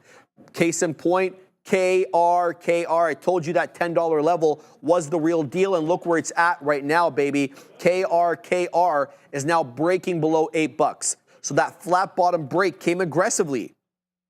And then we kind of started trending more reasonably with lower lows and lower highs. We got the BOC. I forgot that we had the BOC rate cut. Say it again. BOC rate cut today with 25 basis points, I'm pretty sure. Okay. Great. Yeah, well, it's great for the dollar. Canada cut interest rates to 3%. What do we got? We got a half point? I don't know. Like quarter point. What do you cut? A quarter point or a half point? Yeah, no, we don't even know. We got to find that out right exactly, now, because I don't know, man. I don't know. But guys, we have, Sharif, we have 5,000 people watching. We got a new poll up as well, too. Red or green, what's your trading session going? Are you red or green? I think that's a good one. You guys are answering that. But just hit the like and subscribe as well, too, guys. Let's get those likes up. Let's see if we can surpass 1,000. I'm going to refresh here.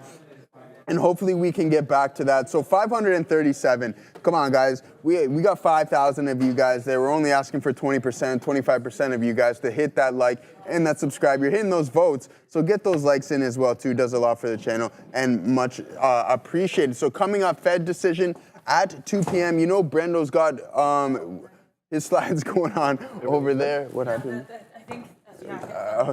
No. My jacket's taking a beating. Taking a beating today. Yeah, it's all right, man.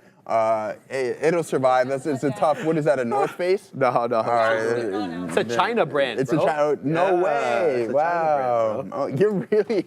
Yeah. Oh no. Oh no. My guy. All right. That's really. Yeah. 25 basis points is Stevenson ATN. Yeah, thank great. you. I just had to look at Much appreciated. Shout out to Tiff Macklem, who back in 2021 told everybody to load up because they weren't going to raise rates. Then everybody took 5-year mortgages at 2%. Do you know how many? I think that's criminal. Absolutely. Will he ever face punishment? Nope. Definitely not. Here's the deal. 60% of mortgages outstanding in Canada are up for renewal this year. 60%. All of them are going to be higher. Yeah. And we're talking about like $1,000 based on the current rate, from the average rate that people took it out at versus the current rate. $1,000 a month in disposable income that's gone like that. Just like that. Yeah, a tough look here, my guy. Yeah, it's tough, bro. It's really but they have to cut. They have no chance, but they have no choice but to cut because you have to do that for the tariffs. So you have no idea how the tariffs are going to hurt this guy. If you believe what Doug Ford says, like Doug Ford will make you feel like all hell is about to break loose, like that the entire economy of the province is going to collapse. And it's just like, yeah, well, not the way that election, but not the way that Union Station looks. That place is packed at all times. People going to. There you go, baby. So, yeah. All right, what else we got? John DiPietro, Temu brand. I promise you it wasn't, man. It was from Marshall's, man. Give me a break. Come on now. Yang Wang, says Gerson Lopez. All right, bro. All right. What do you got for likes there? How, I said we were at 537. I refreshed, and we're still at 537. We didn't get any likes? Come on. That's weak. 702. All right, we wanted to hit 1,000, so. Glenn Smith. Did Canada learn nothing from the USA financial crisis and ARM loans? Look, we didn't hurt nearly as bad as you guys back in 08, 09. We weathered it a lot better, mainly because our banks have very stringent capital requirements. We're not allowed to be over-levered in the same way that the American banks were. That was just more from a conservative side. So we did better there, but we don't benefit nearly as much from the up moves as you guys do. So when it's good down there, it's much better than here, but when it's bad here, it's not nearly as bad as it is down there. Does that kind of make sense? That's the situation. Just, we call that Canadian sensibility, or at least I do. All right, so that's a look right now. 2 more minutes until we send you over to the Big Kahunas. Guys, we have the Fed rate decision coming up at 2 o'clock. If you're interested to see what Jerome Powell has to say, go on the FOMC website. They have his prepared statements there in advance to be released at 2 o'clock. He then gets on to the podium at around 2:30, reads the same statement that he released online, and then the dynamic part comes in where he takes questions from the press, and I think that's where a lot of the curveballs come in and the market moves. Because none of that's scripted. So that's the look right now, Joseph. Nolan Sweeney. No TD is just allowed to launch massive amounts of money. No, TD is just allowed to launder massive amounts of money. Yes, we do know about the laundering. Yes, because they had weak anti-money laundering rules there. They allowed criminal organizations in the States to funnel money into in and out of the country, the States, because they operate in the States too, right? And the situation there was they had to pay a big boy fine to doing that. So the TD stands for Toronto Dominion, in case you guys were wondering. Yeah, shout out, I can't say Takiatsu, say Tak. Thank you to Very, Very Intelligent. No, thank you, my man. Appreciate you, and appreciate you for joining us as well. KR is moving. Yeah, okay. It's moving. Not in a good way, though. It's still lower lows, lower highs. It's got to break above this 9 1/3 to kind of break that lower high situation. But I see your point. Any final thoughts, Joseph? It's now 1:45. No, I just want to say thank you to everyone in the chat. Jaspre, we'll go over AMC tomorrow. We got FOMC and a big earnings evening as well, too, guys. So be prepared for that. Save yourself some risk if you can, because that volatility will step in this meeting here, guys. All right, Big Kahunas, take it. Joseph and I back tomorrow. He's got an options lesson. Sorry, we're going to Brendo at the big desk. Brendo. There you go.